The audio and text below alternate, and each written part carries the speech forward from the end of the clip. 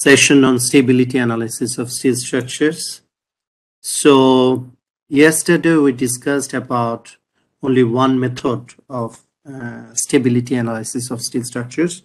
We'll cover two more methods today, and you can get the opportunity to compare them and understand the applicability of different methods for different cases and determine which one is convenient for a particular problem. আমি বাংলায় বলা শুরু করছি যেহেতু আমরা সবাই বাঙালি এখানে। তো কিছু কিছু ম্যাটেরিয়াল হয়তো কিছুটা রিপিটেশন হবে, কিন্তু আমার মনে হয় এই ধরনের রিপিটেশনটা খারাপ না, ভালো, তাতে আমাদের মনে রাখার সুবিধা হবে। প্রথম কথা হচ্ছে যেটা লাস্ট গতকালকেও আমরা কভার করেছি, স্টেবিলিটি ডিজাইনে আসলে কি কি এফেক্ট স্টিল স্ট্রাকচারের ক্ষেত্রে দেখা হয়। তিনটি জিনিস বেসিক্যালি, এক effects, P delta effects, second হচ্ছে জিওমেট্রিক ইমপারফেকশনস, সেটা বিভিন্নভাবে আসতে পারে, আউট অফ প্লামনেস, ভার্টিক্যাল হওয়ার কথা, ভার্টিক্যাল না, slightly inclined, out of straightness, straight হওয়ার কথা, স্লাইটলি বেন্ট সেকশন, অর কানেকশনের ইমপারফেকশনের জন্য লোডিং এ কনসেন্ট্রিক হওয়ার কথা, সেখানে এক্সেন্ট্রিক লোডিং আসতে পারে। এই ধরনের ব্যাপারগুলো জিওমেট্রিক ইমপারফেকশনের মধ্যে পড়বে। এন্ড থার্ড হচ্ছে member stiffness reduction due to residual stresses. গতকালকে আমরা এটা আলাপ করেছি যে ম্যানুফ্যাকচারিং এর সময় যেসব জায়গায় ওয়েল্ডিং হয়, ওয়েল্ডিং এর সময় যে আনইভেন কুলিং হয়, যার জন্য টেম্পারেচার গ্রেডিয়েন্টে কিছু স্ট্রেস ম্যাটেরিয়ালের ভিতরে থাকে। নাও একটা প্রশ্ন আসতে পারে, আমাদের স্টিল স্ট্রাকচার ডিজাইন ফিলোসফিতে তো এই সব ইমপারফেকশনের কারণে বিভিন্ন রকম factor already introduced. Why should we consider these effects again separately? এর কয়েকটা কারণ আছে। প্রথম কারণ হচ্ছে যে হ্যাঁ, জিওমেট্রিক ইমপারফেকশন এগুলো হচ্ছে স্টিল যে ডিজাইন ফিলোসফি সেখানে অলরেডি এগুলো কনসিডার করা, কিন্তু যেটা হচ্ছে স্টিলের যে প্রবলেমটা বাকলিং, সেই যখন আমাদের এক্সিয়াল লোড বাকলিং লোডের কাছাকাছি চলে যায়, তখন এই সব ইমপারফেকশন বা মেম্বার স্টিফনেস কম থাকলে সেগুলোর যে এফেক্ট সেটা অনেক অ্যাম্পলিফাইড হয়ে যায়। সেই ধরনের অ্যাম্পলিফিকেশনটা নর্মাল ডিজাইন প্রসেসে ইনক্লুডেড না, যার জন্য এগুলোকে আলাদাভাবে স্টেবিলিটি ডিজাইন রিকোয়ারমেন্টে কনসিডার করা হয়। Will talk about this things more. আচ্ছা, এখন স্টেবিলিটি ডিজাইনের জন্য তাহলে আমাদের কাছে কি কি অ্যানালাইসিস মেথড আছে? অ্যানালাইসিস মেথড লাস্ট ক্লাসে ডিসকাস করেছি। ইলাস্টিক অ্যানালাইসিস, যেটা আমরা প্রেফার করি সবসময়, কারণ আমাদের ডিজাইন অফিসগুলোতে ইনইলাস্টিক অ্যানালাইসিস করাটা ঝামেলা। সো ইলাস্টিক অ্যানালাইসিসের মধ্যে দুই ধরনের হতে পারে, একটা হচ্ছে এফেক্টিভ লেংথ মেথড ইএলএম, আর একটা হচ্ছে direct analysis method.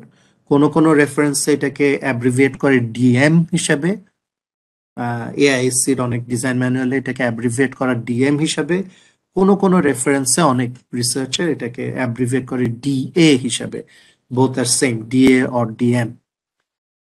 Effective length মেথডের মধ্যে আবার দু ধরনের আছে, first order method analysis method FOM and second order analysis method. Now don't be confused, গতকালকে আমি বলেছি this first order analysis method doesn't refer to the conventional method we usually adopt. আমরা সাধারণত যেভাবে অ্যানালাইসিস করি, যে আমাদের ক্যালকুলেটেড যে লোড, সেই লোড দিয়ে without considering any kind of inelasticity আমরা নর্মাল যে অ্যানালাইসিস প্রসিজার ফলো করি, এই ফার্স্ট অর্ডার অ্যানালাইসিস মেথড কিন্তু তা না। Will see today, will discuss about this. আমরা দেখব যে আর কি কি বিষয় কনসিডার করতে হয়। সেকেন্ড অর্ডার অ্যানালাইসিস মেথড সবচেয়ে স্টেবিলিটি অ্যানালাইসিসের সবচেয়ে ট্রেডিশনাল কনভেনশনাল মেথড। এই in fact ELM, effective length method যদি বলা হয় ইএলএম, এটা নর্মালি এটা রেফার করে সেকেন্ড অর্ডার অ্যানালাইসিস মেথডকে। এটা আরেকটা নাম হচ্ছে অ্যাম্প্লিফাইড ফার্স্ট অর্ডার মেথড। অ্যাকচুয়ালি আমি ভুল বললাম, সেকেন্ড অর্ডার অ্যানালাইসিস মেথডের মধ্যে দুইভাবে করা যায়। একটা হচ্ছে যে আমাদের নিউমেরিক্যাল অ্যানালাইসিসে এফইএম ফাইনাইট এলিমেন্ট মেথডে আমাদেরকে আমরা পি ডেল্টা এফেক্টকে কনসিডার করতে পারি, লার্জ ডিফরমেশন অ্যানালাইসিস যেটা লার্জ স্ট্রেইন অ্যানালাইসিস, সেখানে পি ডেল্টা এফেক্টকে আমরা নিউমেরিক্যালি ফাইনাইট এলিমেন্ট মেথডে কনসিডার করতে পারি। That is a non linear analysis, সেটাও সেকেন্ড অর্ডার অ্যানালাইসিস। আর একটা উপায় হচ্ছে একেবারে purely elastic analysis, linear analysis করে সেখানে আমরা কিছু amplifier or amplification factor use করে সেই ফোর্সগুলোকে আমরা অ্যাম্প্লিফাই করতে পারি two reflect the second order effects. তো সেটাকে বলা হয় অ্যাম্প্লিফাইড ফার্স্ট অর্ডার অ্যানালাইসিস। এই দুই ধরনের অ্যানালাইসিসকে এখানে সেকেন্ড অর্ডার অ্যানালাইসিস মেথডে ফেলা হয়। Yesterday we discussed about second order analysis. আজকে আমরা direct analysis method and first order analysis method নিয়ে আলাপ করব। কালকেও যেটা বলেছিলাম প্রশ্ন আসতে পারে, ইজিয়ার তো হওয়া উচিত ফার্স্ট অর্ডার অ্যানালাইসিস মেথড এবং সেটা দিয়ে শুরু করা উচিত, কিন্তু ঘটনা হচ্ছে ক্রোনোলজিক্যালি যেটা আসছে প্রথম সেকেন্ড অর্ডার অ্যানালিসিস মেথড আসছে, সেটাকে মডিফাই করে ডিরেক্ট অ্যানালাইসিস মেথড এসেছে এবং সেখান থেকে আলটিমেটলি ইভলভ করেছে first order analysis method. And there are many things that are common among this methods, সেটা দেখব। তো আন্ডারস্ট্যান্ডিং এর সুবিধার জন্য আমাদের এই যে আমরা সিকোয়েন্স ফলো করছি সেটা ফলো করলে সুবিধা। লাস্ট ক্লাসে আমরা second order analysis method discuss করেছি, আজকে প্রথমে আমরা ডিরেক্ট অ্যানালাইসিস মেথড আমরা দেখব। বলে রাখি, direct analysis method is applicable for any case. For any case we can use direct analysis method. First order analysis মেথডের easy, but there are many limitations. অনেক ক্ষেত্রে আমরা এটাকে অ্যাপ্লাই করতে পারবো না। So let's start with direct analysis method, most general method. Now, reference যেটা বলছে, they're calling this rational approach to stability analysis and design. Definitely, most accurate approach হচ্ছে inelastic analysis. সবকিছু রিফ্লেক্ট করে ইনইলাস্টিক স্টিফনেস কিভাবে degrade করবে ইনইলাস্টিক্যালি, সেগুলোকে সবকিছুকে যদি আমি রিফ্লেক্ট করতে চাই, অ্যাকিউরেট মানে মোরলেস অ্যাকিউরেট অ্যানালাইসিস করতে চাই, I have to go for inelastic analysis. But as you know যে ইনইলাস্টিক অ্যানালাইসিসে মডেলিং এ অনেক কষ্ট, অনেক টাইম কনজিউমিং, ডিজাইন অফিসগুলোতে ইনইলাস্টিক অ্যানালাইসিস করাটা আসলে ফিজিবল হয় না। সেই জন্য direct analysis method is a rational approach. এটা ইনইলাস্টিক না,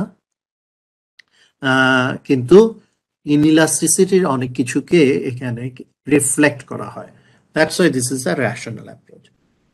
naturally P delta, both P large delta and P small delta effects are accounted for. এটাই হচ্ছে গিয়ে main purpose of stability analysis. So সব মেথডেই এটাকে কনসিডার করা হয়। Geometric imperfections accounted for through direct inclusion in analysis model or by applying notional loads. তো direct inclusion বলতে আমার আউট অফ প্লাম্বেন্স কে মডেল করতে হবে, আউট অফ স্ট্রেটনেস কে মডেল করতে হবে, which is difficult. Usually এটা করা হয় না। এটা করা হয় এই জিওমেট্রিক ইমপারফেকশনটা নোশনাল লোড হিসাবে, ইভেন গ্র্যাভিটি কেসেও অ্যাডিশনাল একটা ল্যাটারাল লোড হিসাবে এটাকে আনা হয়। সো জিওমেট্রিক ইমপারফেকশন আমরা গতকালকেও দেখেছি, সেকেন্ড অর্ডার অ্যানালিসিসও নোশনাল লোড হিসেবে আনা হচ্ছে, আজকেও দেখবো নোশনাল লোড হিসেবে আনা হচ্ছে, but the conditions will be different. Third হচ্ছে inelastic effects such as distributed plasticity are accounted for using flexural and axial stiffness reduction. This is unique for direct analysis method. এটা অন্য কোনো মেথডে এই কাজটা করা হয় না। ইনইলাস্টিক অ্যানালাইসিস মেথড ছাড়া। ইনইলাস্টিক অ্যানালাইসিসে তো আমরা কনস্টিটিউটিভ রিলেশন দিয়ে দিই যে কিভাবে স্ট্রেস স্ট্রেইন ভ্যারি করবে ইনইলাস্টিক্যালি। এখানে তা না, অত কষ্ট না। কিন্তু এখানে যেটা করা হয়, যেটা এই এই যে স্টিফনেস ডিগ্রেডেশন হয়, very high level of axial force যখন থাকবে বাকলিং এর কাছাকাছি রিজিয়নে, সেই স্টিফনেস ডিগ্রেডেশনটাকে এখানে সরাসরি যে ফ্লেক্সারাল এন্ড এক্সিয়াল স্টিফনেস আছে ইআই এবং ইএ, সেগুলোকে রিডিউস করে দেওয়া হয়। কতখানি রিডাকশন হবে সেটা হচ্ছে প্রেসক্রাইবড, সেটা আমরা দেখব। সো এটাই হচ্ছে ইউনিক। ডিরেক্ট অ্যানালাইসিস মেথডে এই স্টিফনেস রিডাকশনটা করা হয়। অন্যান্য আরো কিছু ক্লজ আছে যেগুলো ডিফারেন্ট অন্য মেথডের থেকে, বাট দ্য মোস্ট ইউনিক ইয়ে হচ্ছে এটাই ফিচার ডিরেক্ট অ্যানালাইসিস মেথডে, যে ফ্লেক্সারাল এন্ড এক্সিয়াল স্টিফনেসকে রিডিউস করা হয়। অ্যান্ড সবচেয়ে বেশি ইউজফুল যেটা, সেটা হচ্ছে এখানে কোনো এফেক্টিভ লেংথ ফ্যাক্টর, কে ফ্যাক্টর ক্যালকুলেট করতে হবে না। K is always 1। মানে আমাদের একটা বড় মাথা ব্যথা যেটা কে বের করা, প্রত্যেকটা মেম্বার ধরে ধরে কে বের করা, যেটা ইয়েতে করতে হয়, সেকেন্ড অর্ডার অ্যানালাইসিসে করতে হয়, to calculate P2 or to calculate কি বলে এফ ক্রিটিক্যাল, সব জায়গায় আমাদের কে লাগে, এফেক্টিভ লেংথটা। সো এই মাথা ব্যথা এখানে নাই ডিরেক্ট অ্যানালাইসিস মেথডে। So that is the most convenient feature for direct analysis method. আমরা দেখি আসলে কি কি আমাদের কনসিডার করতে হয় ডিরেক্ট অ্যানালাইসিস মেথডে। আচ্ছা, যদি আমরা কম্প্যারিজন দেখি, effective length method, that is second order analysis method, and direct analysis method. কম্প্যারিজনটা হচ্ছে আমরা দুই রকমই, দুইটাতেই ইএলএম এন্ড ডিরেক্ট অ্যানালাইসিসে second order effects through finite element আমরা ইয়ে করতে পারি, কনসিডার করতে পারি, অর আমরা ফার্স্ট অর্ডার অ্যানালাইসিস করে অ্যাম্পলিফাই করতে পারি। both are allowed in both the methods. তারপর হচ্ছে মেম্বার স্টিফনেস, এইখানে হচ্ছে ডিফারেন্স। আমাদের ইএলএম এ EI flexural stiffness and EA axial stiffness এটা নমিনাল। আমাদের ই এর যা ভ্যালু, আই এর যা ভ্যালু, এর যে ভ্যালু, সেগুলো দিয়ে আমাদের যা আসে তাই। কিন্তু ডিরেক্ট অ্যানালাইসিস মেথডে এগুলোকে রিডিউস করা হয়। কিভাবে রিডিউস করা হয় সেটা আমরা দেখব। নোশনাল লোডস দু জায়গায় আছে, ইএলএম এন্ড ডিএ তে, কিন্তু অ্যাপ্লিকেশনের নিয়ম আলাদা।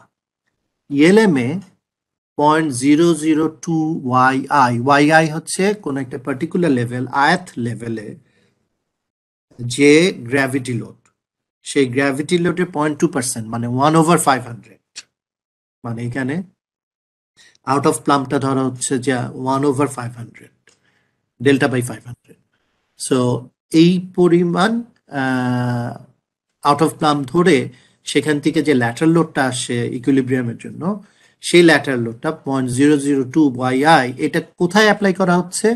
এটা শুধুমাত্র যে লোড কম্বিনেশন গুলোতে শুধুমাত্র গ্র্যাভিটি লোড আছে, ডেড লোড, লাইভ লোড, অন্যান্য শুধু ভার্টিক্যাল লোড আছে, ল্যাটারাল লোড নাই, সেই সব কেসে 0.002 ওয়াই অ্যাপ্লাই করা হচ্ছে। ল্যাটারাল লোড যেসব কেসে আছে, সেই সব কেসে যদি আমার কোনো কারণে 0.002 ওয়াই এর চেয়ে, এটা হয় না কখনো, ওয়াই এর চেয়ে কম লোড আসছে, ইন দ্যাট কেস এটা মিনিমাম হতে হবে, that's why it's called minimum. কিন্তু নর্মালি আমাদের শুধুমাত্র গ্র্যাভিটি লোড কম্বিনেশন গুলোতে এটা অ্যাপ্লাই করতে হবে ইএলএম এ। ডিরেক্ট অ্যানালাইসিস মেথডে ডিফারেন্ট।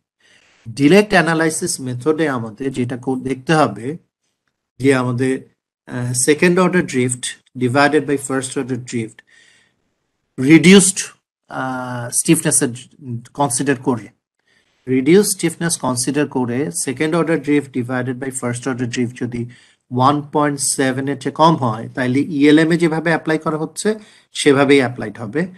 কিন্তু এটা যদি 1.7 এর চেয়ে বেশি হয়, তাইলে গ্র্যাভিটি লোড কম্বিনেশন গুলোতে যেমন অ্যাড করা হবে, ল্যাটারাল লোড কম্বিনেশন গুলোতেও এটা অ্যাডিশনাল হিসেবে আসবে, এটা মিনিমাম না, অ্যাডিশনাল ল্যাটারাল লোড গুলো কম্বিনেশন গুলোতেও এটা এক্সট্রা একটা লোড হিসাবে আসবে if our drift we allow second order drift compare to the first order drift 1.7 times এর চেয়ে বেশি। ওকে, আচ্ছা এখানে আরেকটা ব্যাপার আছে, আমরা পরে দেখবো যে এই ফ্যাক্টরটা যদি আমাদের রিডিউস স্টিফনেস না ইউজ করে নমিনাল স্টিফনেস দিয়ে কম্পেয়ার করি তাহলে এই ফ্যাক্টরটা 1.5।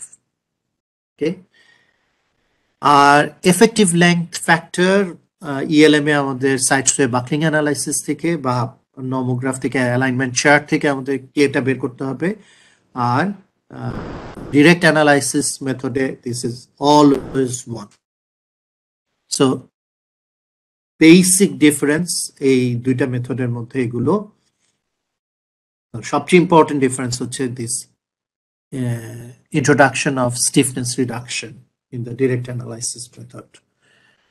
Okay, আচ্ছা এখন আমাদের যেটা হচ্ছে যে অনেক অ্যানালাইসিস দেখা গেছে, আমরা যদি দেখি যে আমাদের অ্যাকচুয়াল এটা হচ্ছে যে এক্সিয়াল ফোর্সেস ভার্সেস মোমেন্ট, এটা হচ্ছে আমাদের interaction curve, that is P applied divided by P capacity plus moment applied divided by moment capacity, যে interaction equation আছে সেটা, এটা হচ্ছে গিয়ে এই ফেজটা হচ্ছে গিয়ে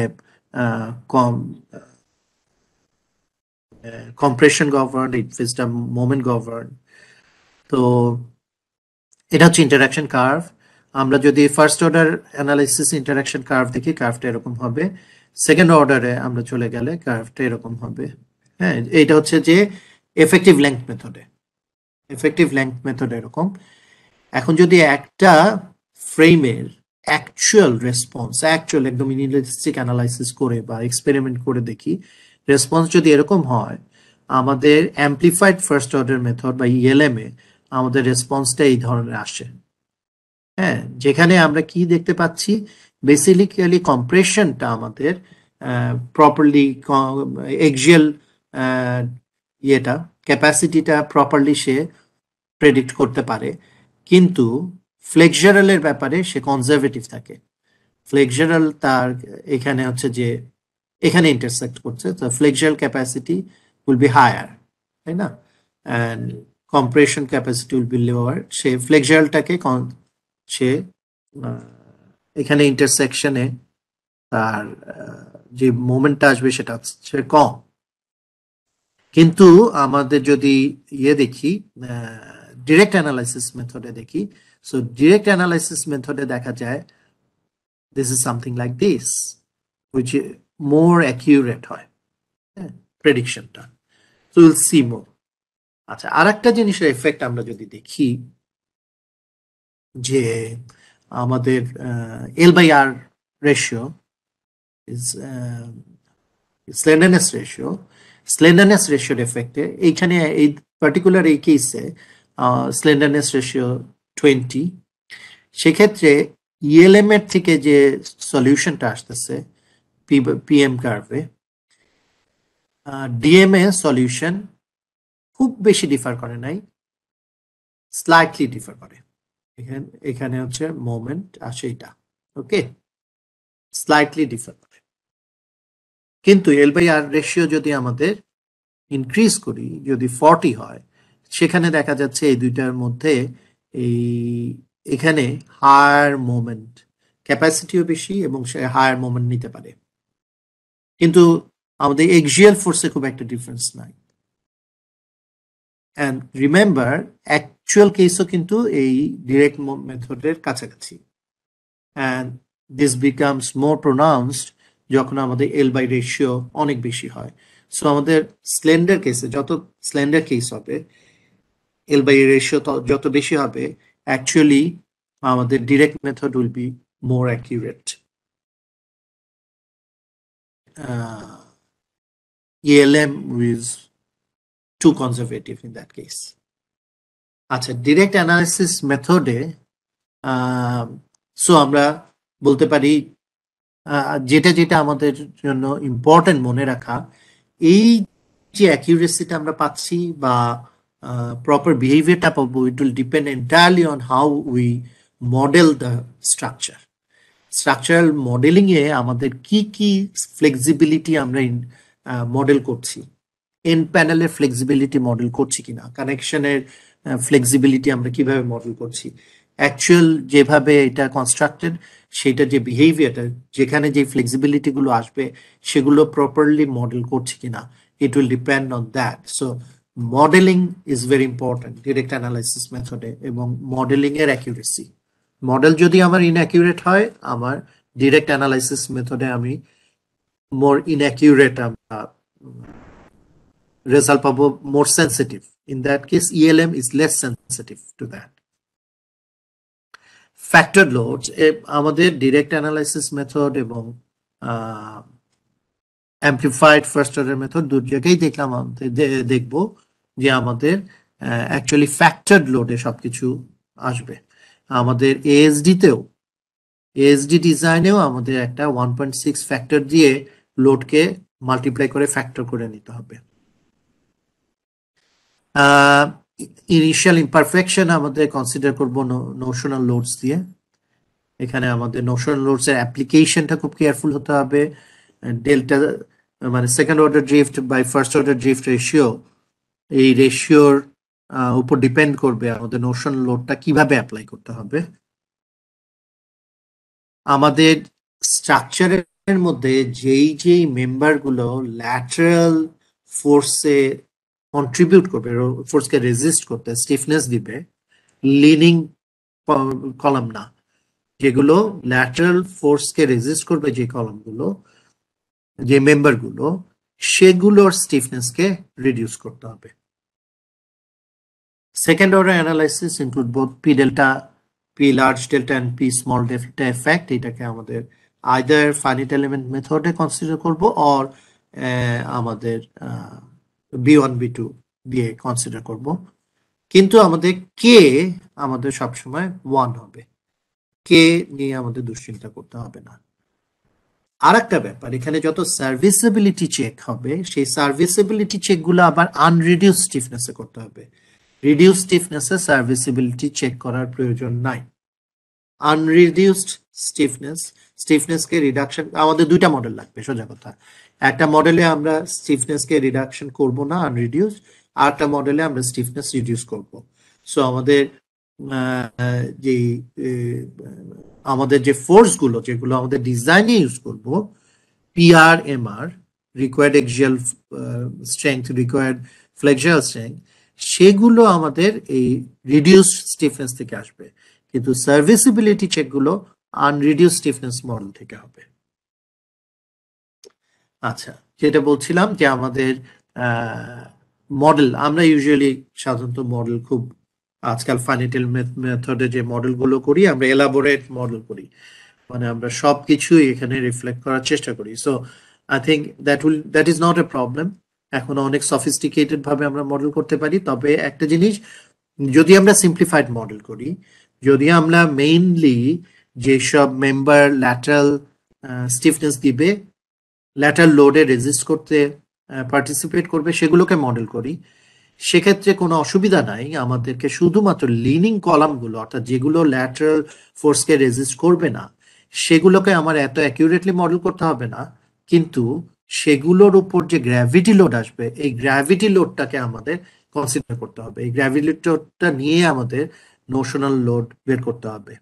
ওকে, so we have to be careful about that.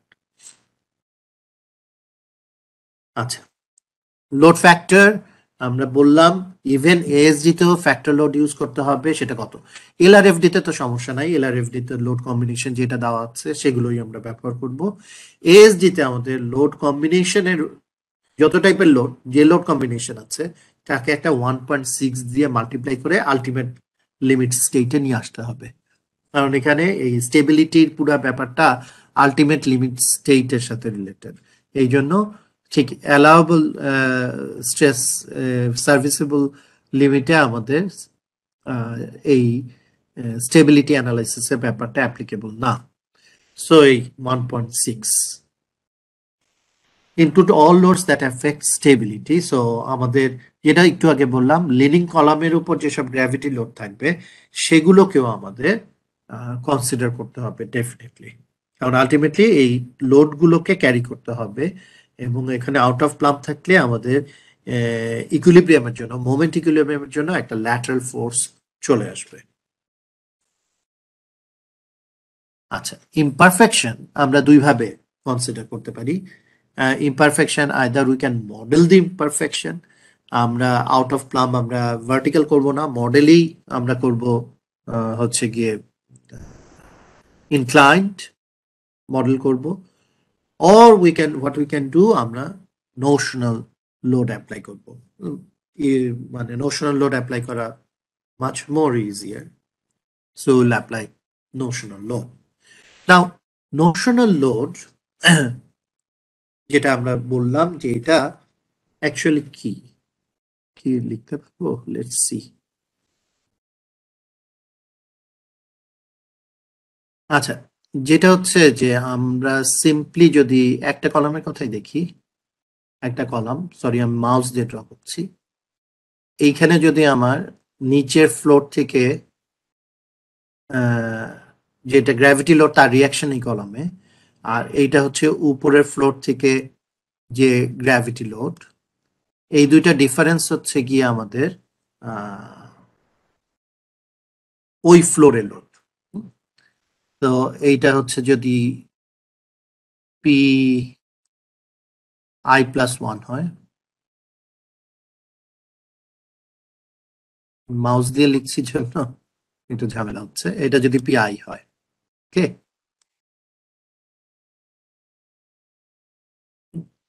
এখন এইখানে যে আনব্যালেন্সড মোমেন্ট, এখানে যদি ডেল্টা, এটা ডেল্টা হয়, এই আনব্যালেন্স এটা যদি ডেল্টা হয়,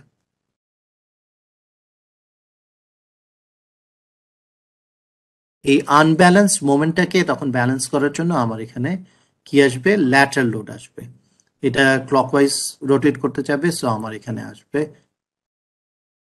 এই ধরনের ল্যাটারাল লোড চলে আসবে, তাই না? সো এই দিস ইজ দ্য রিজন, এই যে আউট অফ প্লাম্বের জন্য এক্সট্রা যে ল্যাটারাল লোডটা আসে, this is the reason. So আমাদের এই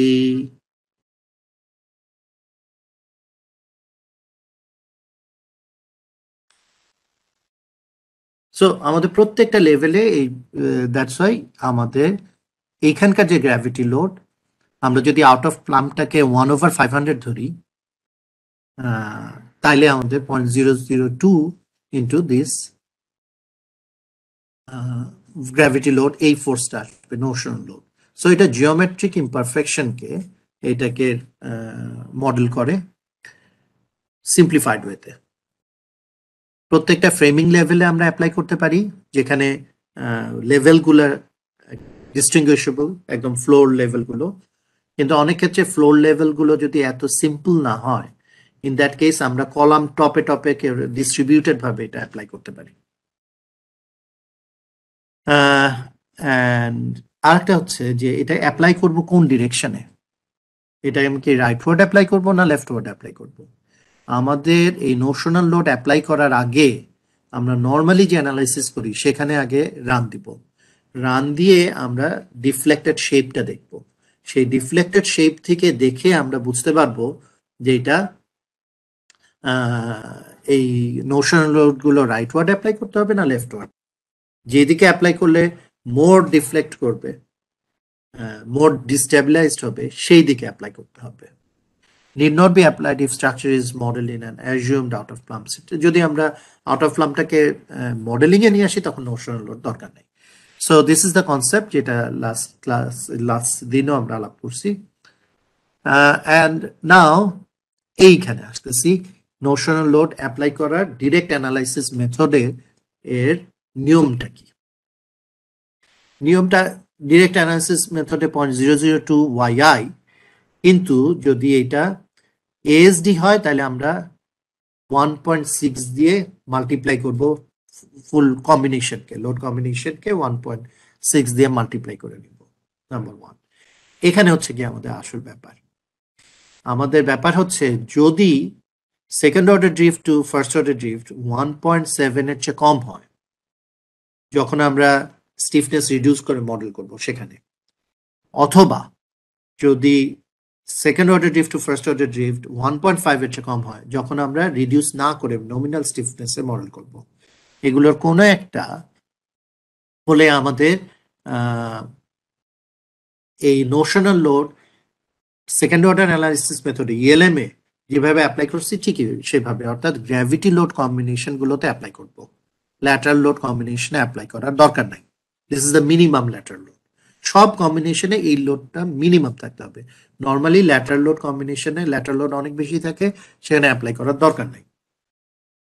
কিন্তু যখন এটা এক্সিড করে যাবে, আমাদের এটা এক্সিড করে গেলে আমরা ইএলএম এ কি করব, আমরা এক্সিট করতে নর্মালি চাই না, আমরা স্টিফ করি, মেম্বারকে স্টিফ করে এটার মধ্যে রাখার চেষ্টা করি।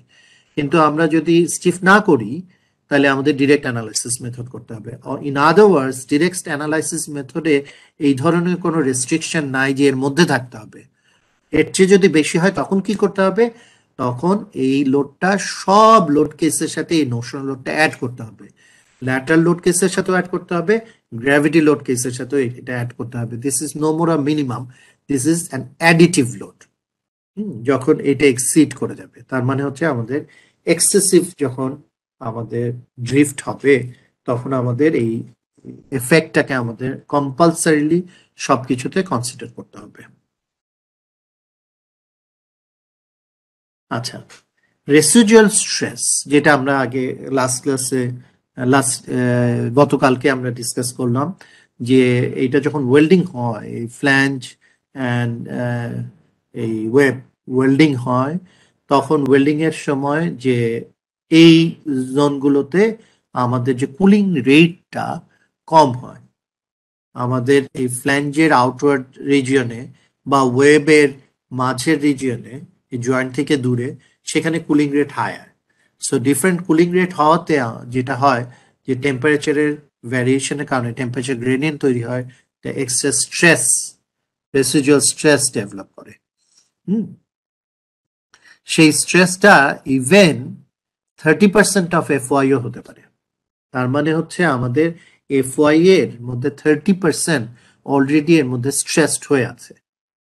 তাহলে আমরা নর্মাল অ্যানালাইসিসে যেটা করি, আমরা যেটা হচ্ছে যে আলটিমেট স্টেটে আমাদের এফওয়াই পর্যন্ত আমরা যেটা থেকে ধরছি যে এফওয়াই পর্যন্ত ক্যাপাসিটি, অ্যাকচুয়ালি সেটা ক্যাপাসিটিটা 2/3।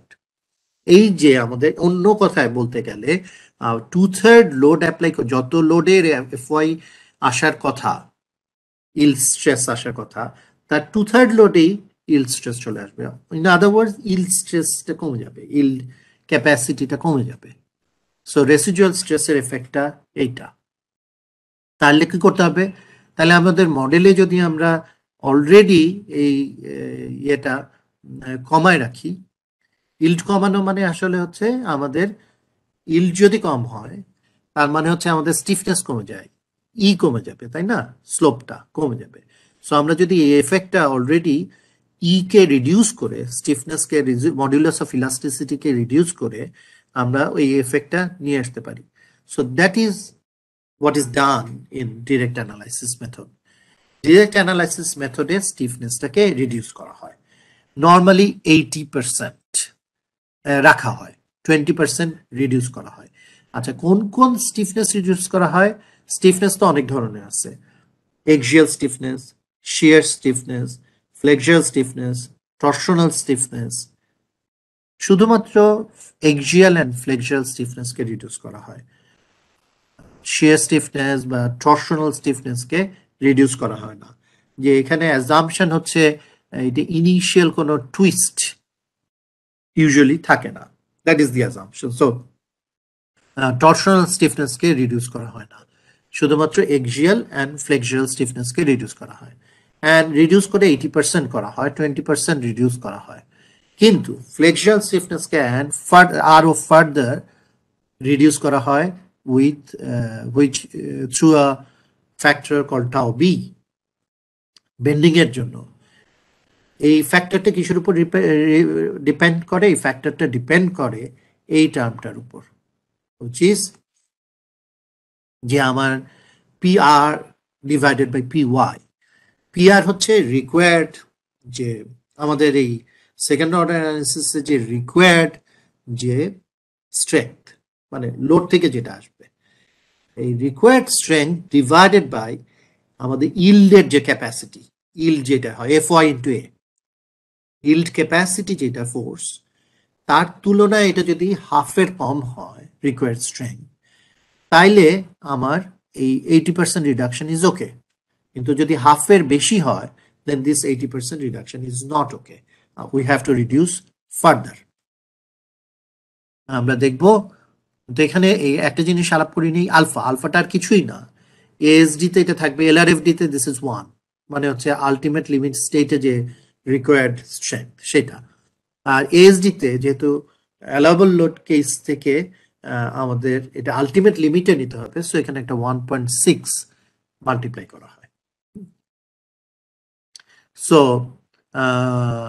এখন হচ্ছে যদি আমাদের রিকোয়ার্ড স্ট্রেংথ মানে ফোর্স যেটা আসতেছে সেটা বেশি হয় 0.5 এর চেয়ে, ইল্ডের 50% এর চেয়ে, তখন আমাদের এই টাওবি ইউজ করতে হবে। টাওবি কি হবে? আমাদের যত এই PR বেশি হবে ইন কম্পারিজন টু PY, এই টাওবির ভ্যালু কমে যেতে থাকবে। কতখানি হবে? ফর এক্সাম্পল ধরলাম যে PR হচ্ছে গিয়ে 2/3, মানে 67%। এটা যদি 2/3 হয়, এটা হবে 1/3, 1/3 ইন্টু 2/3, তাই না? এটা চলে আসবে 8/9, am I right? 2/3 into 1/3, 2/3 into 1/3, yes, 2/9 into 4, 8/9. So এই ফ্যাক্টরটা এখানে মাল্টিপ্লাইড হবে, and so on. So এইটা হচ্ছে যে আমাদের আরো ফ্লেক্সিয়াল স্টিফনেসের ক্ষেত্রে আমাদের এই PR এর উপর ডিপেন্ড করে এটা আরো কমবে। এখন কোশ্চেন হচ্ছে, আমি আগে থেকে PR পাবো কিভাবে? PR তো পাবো আমার অ্যানালাইসিসের পরে, আমাদের সেকেন্ড অর্ডার এফেক্ট গুলো নেওয়ার পরে।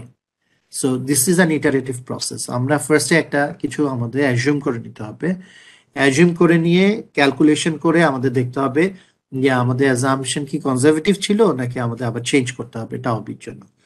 We can always start with tau equals 1, that is this case.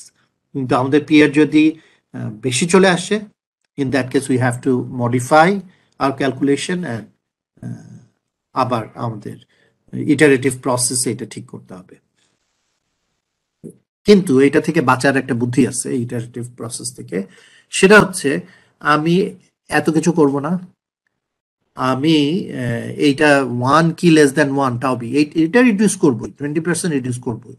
কিন্তু এই টাওবির জন্য ফ্লেক্সিয়াল স্টিফনেস আরো ফার্দার রিডিউস করব কিনা, করব না, আর ফার্দার রিডিউস করব না। সেই তার বদলে যেটা কি করব, আরো 0.1টা আমি নোশনাল লোড দিব। সো আমার নোশনাল লোড 0.002 YI এর জায়গায় আমি 0.003 YI দিব, এবং এই ইটারেটিভ প্রসেসে যাব না, টাওবি ধরবো 1, 20% রিডিউস করে ছেড়ে দিব। So that is one way out.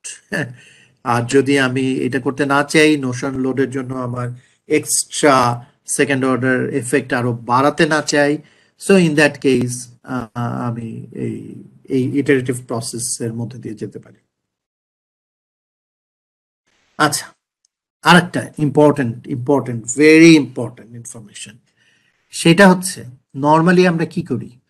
Normally finite মেথডে যখন আমরা মডেল করি, beam column element, line element গুলোকে আমরা মেশ করি না, because beam column elements are exact elements. এখানে যে শেপ ফাংশন ধরা হয়, that is an exact shape function, যদি না ডিপ বিম হয়, for Bernoulli Euler beam, exact shape function. So we don't need to subdivide করার দরকার হয় না। আমরা খুব যখন আমরা শেল এলিমেন্ট করি বা মেমব্রেন এলিমেন্ট করি, তখন আমরা মেশ করি, বিকজ ওখানে শেপ ফাংশনটা এক্সাক্ট না। আমরা যত ফাইন মেশ করব তত আমি এক্সাক্ট সলিউশনের দিকে যাব, ওখানে approximation is there. But remember আমাদের যদি পি ডেল্টা এফেক্ট অটোমেটিক্যালি আমাদের কনসিডার করতে চাই ফাইনাইট এলিমেন্ট মেথডে, অ্যাম্প্লিফাইড ফার্স্ট অর্ডার মেথড ছাড়া, ফাইনাইট এলিমেন্ট দিয়ে যদি পিডেলটা লার্জ চেইন প্রবলেম হিসেবে আমরা কনসিডার করতে চাই, we must subdivide or mesh column elements, okay, because এইখানে যে এইটার যে shape function that is not again exact in finite element method, so আমাদেরকে মেশ করতে হবে column element, which is completely different from our usual practice. So finite element মেথডে যদি আমরা পি ডেল্টা এফ এ কনসিডার করতে চাই তাইলে আমাদের কলাম এলিমেন্টকে মেশ করতে হবে। অ্যাম্প্লিফাইড ফার্স্ট অর্ডার মেথডে করতে গেলে আমাদের করতে হবে না এটা। নাও আচ্ছা আচ্ছা, নর্মাল যে আমাদের ফার্স্টে একবার আমরা যেটা আগে বললাম দুইটা মডেল রাখতে হবে। একটা মডেলে থাকবে হচ্ছে গিয়ে আনরিডিউস স্টিফনেস গুলোকে রিডিউস করব না, আর একটা মডেলে হচ্ছে স্টিফনেস গুলোকে রিডিউস করব। ফার্স্টে স্টিফনেসকে রিডিউস না করে আমাদের সব রকম চেক দিয়ে নিতে হবে। ওই চেক গুলো যখন আমাদের ওকে হবে তখন আমাদের further stiffness normal usual check গুলো দিতে হবে, serviceability checks and other checks. তখন আমরা আমাদের স্টিফনেস রিডাকশনে যাব। এন্ড স্টিফনেস রিডাকশন যদি আমরা নোশনাল লোড 0.1% আরো বাড়তি না ধরি, দ্যাট ইজ অ্যান ইটারেটিভ টাউবির জন্য। হ্যাঁ, এন্ড ফাইনালি আমাদের রিডিউস স্টিফনেসে বা আমাদের যে কি বলবো আমাদের যে লোড কেসে কিভাবে আমি লোড কম্বিনেশনের সাথে কিভাবে নোশনাল লোড অ্যাড করছি, এটাকে মিনিমাম হিসাবে না অ্যাডিটিভ হিসাবে, সেইটার চেকটা দিতে হবে। সে আমি শুরুতে যদি এমন করি যে শুধুমাত্র গ্র্যাভিটি লোডের জন্য আমি এটা কনসিডার করলাম, ল্যাটারাল লোডগুলোর জন্য কনসিডার করলাম না, তো আমাদের এই চেকটা দিয়ে দেখতে হবে if I am okay with that, আমি এটা ঠিক মতো অ্যাজাম্পশনটা ঠিক কিনা। আর যদি আমি সবগুলোতে করি then there is no problem. So simplified way হচ্ছে এই চেকটা যদি আমি দিতে না চাই তাহলে সবগুলো লোড কম্বিনেশনে অ্যাডিটিভ হিসেবে দিয়ে দেওয়া নাই নোশনাল লোড। এন্ড সবচেয়ে রিলিভিং যে ব্যাপারটা এই ডিরেক্ট অ্যানালাইসিস মেথডে, সেটা হচ্ছে কে ফ্যাক্টর নিয়ে আমাদের দুশ্চিন্তা করতে হবে না। This is always one. এটা অন্যান্য যে ইয়েগুলো প্রভিশন গুলো দিয়ে এটাকে অ্যাড্রেস করা হচ্ছে অটোমেটিক্যালি। সো কে ফ্যাক্টর এর জন্য আমাদের আলাদাভাবে অ্যালাইনমেন্ট চার্ট বা এগুলো কিছু দেখতে হবে না, বা eigen value analysis buckling analysis করতে হবে না। আচ্ছা,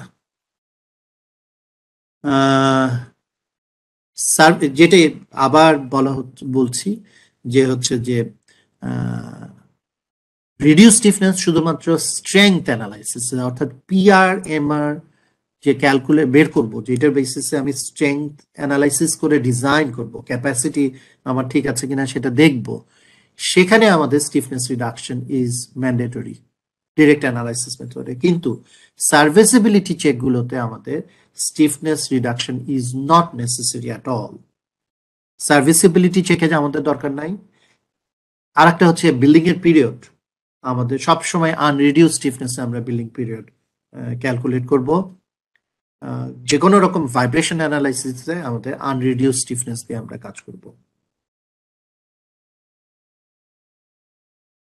আচ্ছা, একটু তাহলে দেখি যে তাহলে অ্যাডভান্টেজ গুলো কি ডিরেক্ট অ্যানালাইসিস মেথডের। প্রথম হচ্ছে যে এএসসি এটাকে অ্যালাউ করে সব ধরনের ফ্রেমিং সিস্টেমের জন্য, সব ধরনের ফ্রেমিং টাইপের জন্য দিস ইজ অ্যালাউড, সবচেয়ে বড় অ্যাডভান্টেজ এটা।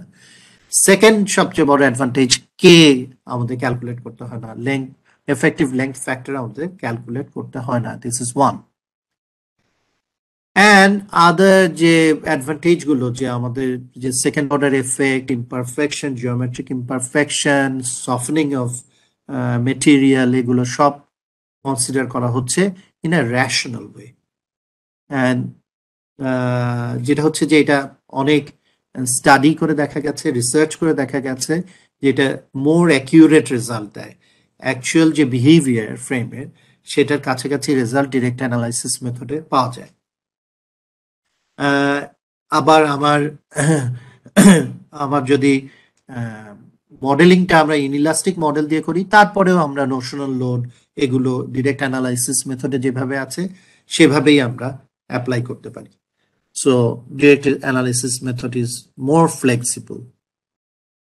ডিসঅ্যাডভান্টেজ যেটা, সেটা হচ্ছে আমাদের যে স্টিফনেস রিডাকশন করতে হচ্ছে, একটা ইটারেটিভ প্রসেস অ্যাপ্লাই করতে হচ্ছে, এগুলো একটু ট্যাক্সিং, এগুলোতে আমাদের সময় যায়, এগুলো বাড়তি কাজ।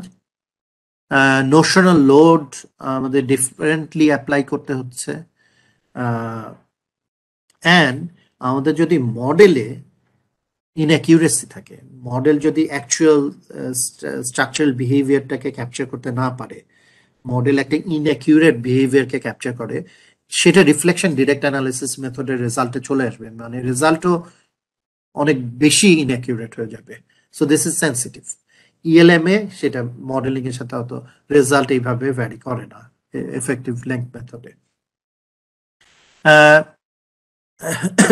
অ্যান্ড এই যে আমাদের সবসময় আমরা রাফলি ধরে নিচ্ছি আউট অফ প্লাম যেটা delta, delta by L is 1/500, মানে 0.002%, এটা লার্জলি আনসার্টেন। এটা হচ্ছে যে আমাদের যেহেতু আউট অফ প্লাম 1/500 অ্যালাউ, এটা হচ্ছে টলারেন্স এআইসি অনুযায়ী। বিকজ অফ দ্যাট আমরা এটা ধরে নিচ্ছি, কিন্তু এটা অ্যাকচুয়ালি কত হয় সেটা unknown. This is applicable for all the methods we have discussed. So এটা আমাদের করার কিছু নাই, এটা হচ্ছে আমাদের একটা assumption. Now আমরা যদি স্টেপ বাই স্টেপ প্রসিজিওরটা দেখি, তো প্রথম হচ্ছে গিয়ে modeling, which is very important. Direct analysis method মডেলিংটা, স্টিল স্ট্রাকচারের মডেলিং ইজ মোর কমপ্লিকেটেড। এখানে হচ্ছে কানেকশনের মডেলটা কিভাবে হবে, এন প্যানেলের মডেল কিভাবে হবে, এগুলোর ফ্লেক্সিবিলিটি কিভাবে ইন্ট্রোডিউস করতে হবে, this is a different topic. এটা নিয়ে অনেক কি বলে আলাদা সেশন দরকার।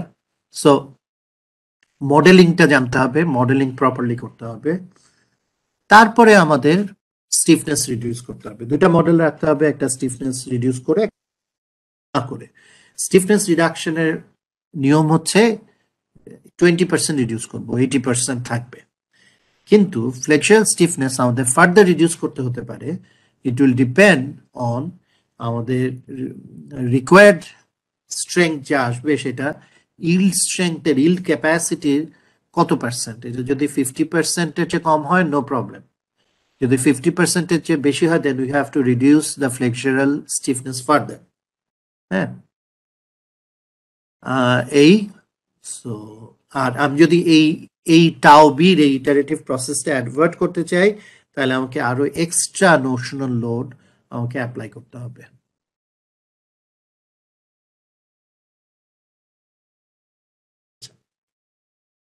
তারপর হচ্ছে আমাদের কাজ মডেল করার পর লোডগুলো ক্যালকুলেট করা, যত গ্র্যাভিটি লোড আছে সবগুলোর গ্র্যাভিটি লোড কনসিডার করতে হবে। এখন আমার মডেল যদি সিম্পলিফাইড হয়, যেখানে লিনিং কলামগুলোকে আমি ওইভাবে এক্স্যাক্টলি মডেল করব না, আমার মডেলটাকে মানে ফাস্টার রান করার জন্য, সেক্ষেত্রে আমাদের অ্যাটলিস্ট লিনিং কলামগুলোর উপর যে গ্র্যাভিটি লোড, সেটাকে কমপ্লিটলি কনসিডার করতে হবে, যাতে আমাদের নোশনাল লোড ক্যালকুলেশনে আসে। সো গ্র্যাভিটি লোড, সব ধরনের গ্র্যাভিটি লোডকে আমাদের ক্যালকুলেট করতে হবে। অ্যান্ড আমাদের নর্মাল প্রসেসে আমরা যেভাবে ল্যাটারাল লোডগুলো ক্যালকুলেট করি, উইন্ড লোড, আর্থকুয়েক লোড, সেগুলোকে আমাদের ক্যালকুলেট করতে হবে। রিমেম্বার, আর্থকুয়েক লোড ক্যালকুলেশনে আমাদের যে পিরিয়ড ক্যালকুলেশন, পিরিয়ড কনসিডার করা, কোনো জায়গায় কিন্তু আমাদের এই সেকেন্ড অর্ডার অ্যানালাইসিসের এফেক্ট আনবো না, আমরা রিডিউস করবো না, স্টিফনেস রিডিউস করবো না। ওকে, আমাদের আর্থকুয়েক লোড ক্যালকুলেশন ডিপেন্ড করে স্ট্রাকচারের পিরিয়ডের উপর। স্ট্রাকচারের পিরিয়ড ডিপেন্ড করে হচ্ছে গিয়ে বোথ মাস অ্যান্ড স্টিফনেসের উপর। এই স্টিফনেসে আমরা এই স্টিফনেস রিডাকশনের এফেক্ট আনবো না। আচ্ছা, determine the notional lateral loads and apply them either as minimum lateral loads in the gravity load only load combinations or as additive lateral loads for all load combination based on the following rules. So আমরা দুইভাবে apply করতে পারি।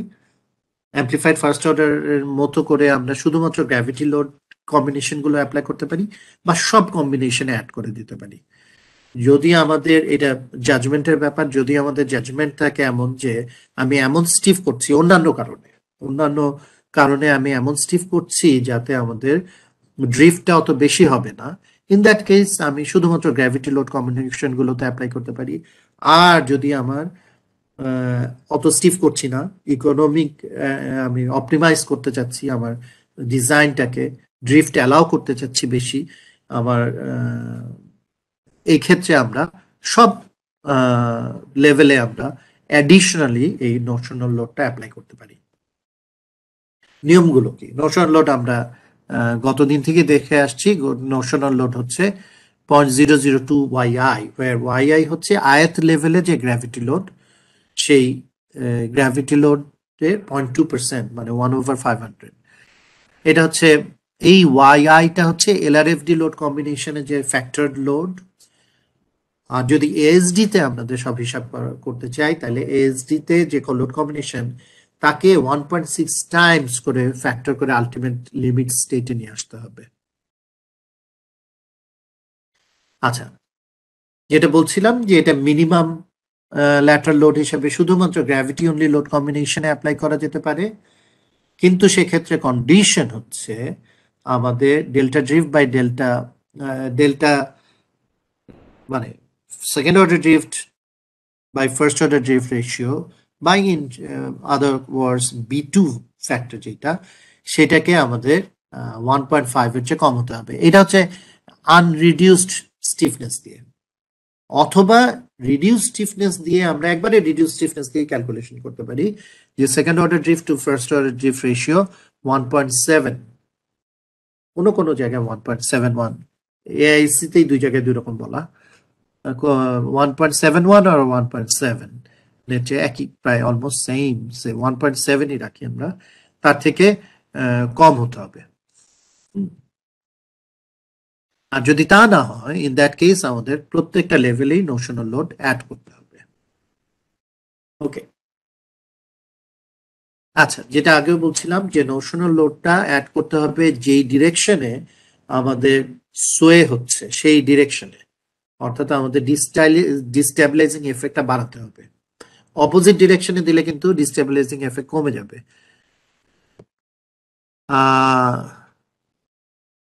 And আমাদের x Y ডিরেকশনে আলাদা ভাবে apply করতে হবে, দুইটা একসাথে না, সাইমালটেনিয়াসলি না। গতদিনও এটা একই কথা বলছিলাম। আর হচ্ছে যে আমাদের যদি ফ্লোর লেভেলগুলা একদম ডিস্টিংক্ট না থাকে, সেক্ষেত্রে আমরা ফ্লোর লেভেলে সোয়ে ডিরেকশনে আমাদের নোশনাল লোড অ্যাপ্লাই না করে ইন্ডিভিজুয়াল কলাম টপে আমাদের নোশনাল লোড অ্যাপ্লাই করতে পারি।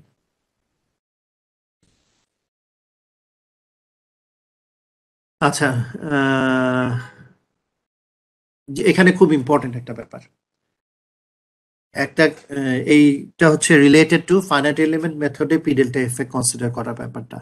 ফাইনাইট এলিমেন্ট মেথডে পি ডেল্টা কনসিডার করতে গেলে একটু আগে বলছি যে কলাম এলিমেন্ট গুলোকে মেশ করতে হয়, এটা খুব ইম্পর্টেন্ট একটা ইনফরমেশন। সেকেন্ড আর একটা ইনফরমেশন, ফাইনাইট এলিমেন্ট মেথডে পি ডেল্টা এফেক্ট কনসিডার করতে গেলে সেটা নন লিনিয়ার অ্যানালাইসিস, সেখানে গ্র্যাভিটি, তারপর হচ্ছে বা dead load, live load, wind load, earthquake load আলাদা ভাবে অ্যানালাইসিস করে সুপারপোজ করতে পারবো না। আমাকে dead load, live load, earthquake load, wind লোডের জন্য অ্যানালাইসিস করতে হবে, একইভাবে এই লোডগুলোকে কম্বাইন করে কম্বাইন্ড ফোর্স অ্যাপ্লাই করে অ্যানালাইসিস করতে হবে। আমি আলাদাভাবে অ্যাপ্লাই করে যে স্ট্রেস গুলো আসবে, যে ডিফরমেশন গুলো আসবে, সেটাকে যোগ করে দিয়ে মানে ফ্যাক্টর দিয়ে যোগ করে দিয়ে আমি বলবো যে এটা কম্বিনেশনের result, that will not work, যেহেতু এটা নন লিনিয়ার অ্যানালাইসিসে সুপারপোজিশন ইজ নট ভ্যালিড। সেখানে আমাকে ওই কম্বাইন্ড লোড যেটা আসবে সেইটা অ্যাপ্লাই করে আমাকে রেজাল্ট দেখতে হবে রানের সময়। সো সফটওয়্যার ইউজের সময় বি কেয়ারফুল। আমি যদি ফাইনাইট এলিমেন্ট মেথডে পিডেলটা কনসিডার করি, আমার সুপারপোজিশন ইজ নট ভ্যালিড। কিন্তু আমি যদি amplified elastic method, amplified first order analysis করি, B1 B2 মেথড বা NTLT মেথডও বলে, no translation lateral translation method, যেটা সেটা দিয়ে করি, তাইলে সুপারপোজিশন ইজ ভ্যালিড, বিকজ সেটা হচ্ছে যে আসলে first order analysis. Then ultimately আমাদের এই সেকেন্ড অর্ডার এফেক্ট গুলো নিয়ে যে আমরা পি আর এম আর পাবো, সেটার বেসিসে মেম্বার এবং কানেকশনস গুলোকে আমরা ডিজাইন করতে হবে সেকেন্ড অর্ডার এফেক্টের ফলে যে চেঞ্জ, যে আমাদের রিকোয়ার্ড স্ট্রেংথ গুলো আসবে সেটার জন্য। অ্যান্ড আমাদের ডিজাইন করার পর ইন্টারাকশন ইকুয়েশন, যেখানে ফ্লেক্সিয়ার অ্যান্ড এক্সিয়াল ফোর্স দুটোই থাকবে, সেখানে আমাদের ইন্টারাকশন ইকুয়েশন ইউজ করে আমাদের চেক করতে হবে। এইখানে ইন্টারেস্টিং, এইখানে চেকের সময় আমাদের তো ইন্টারাকশনে ইকুয়েশনের মধ্যেই আমাদের যে পি ক্রিটিক্যাল বা এম ক্রিটিক্যাল, সেখানে তো আমাদের কে এল আছে, কে এল এফেক্টিভ লেংথ যেটা, সেখানে কে আমাদের কষ্ট করে বের করতে হবে না। ইভেন সোয়ে কেসেও সেখানে আমরা কে ইকুয়ালস 1 ধরে নেব।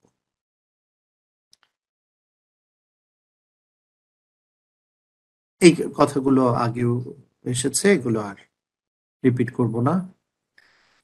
অ্যান্ড পরে হচ্ছে গিয়ে যে ড্রিফট লিমিট গুলো যে চেক করবো, ওই ড্রিফট লিমিট গুলো কিন্তু আনরিডিউসড স্টিফনেস যে মডেল, সেটা দিয়ে চেক করতে হবে।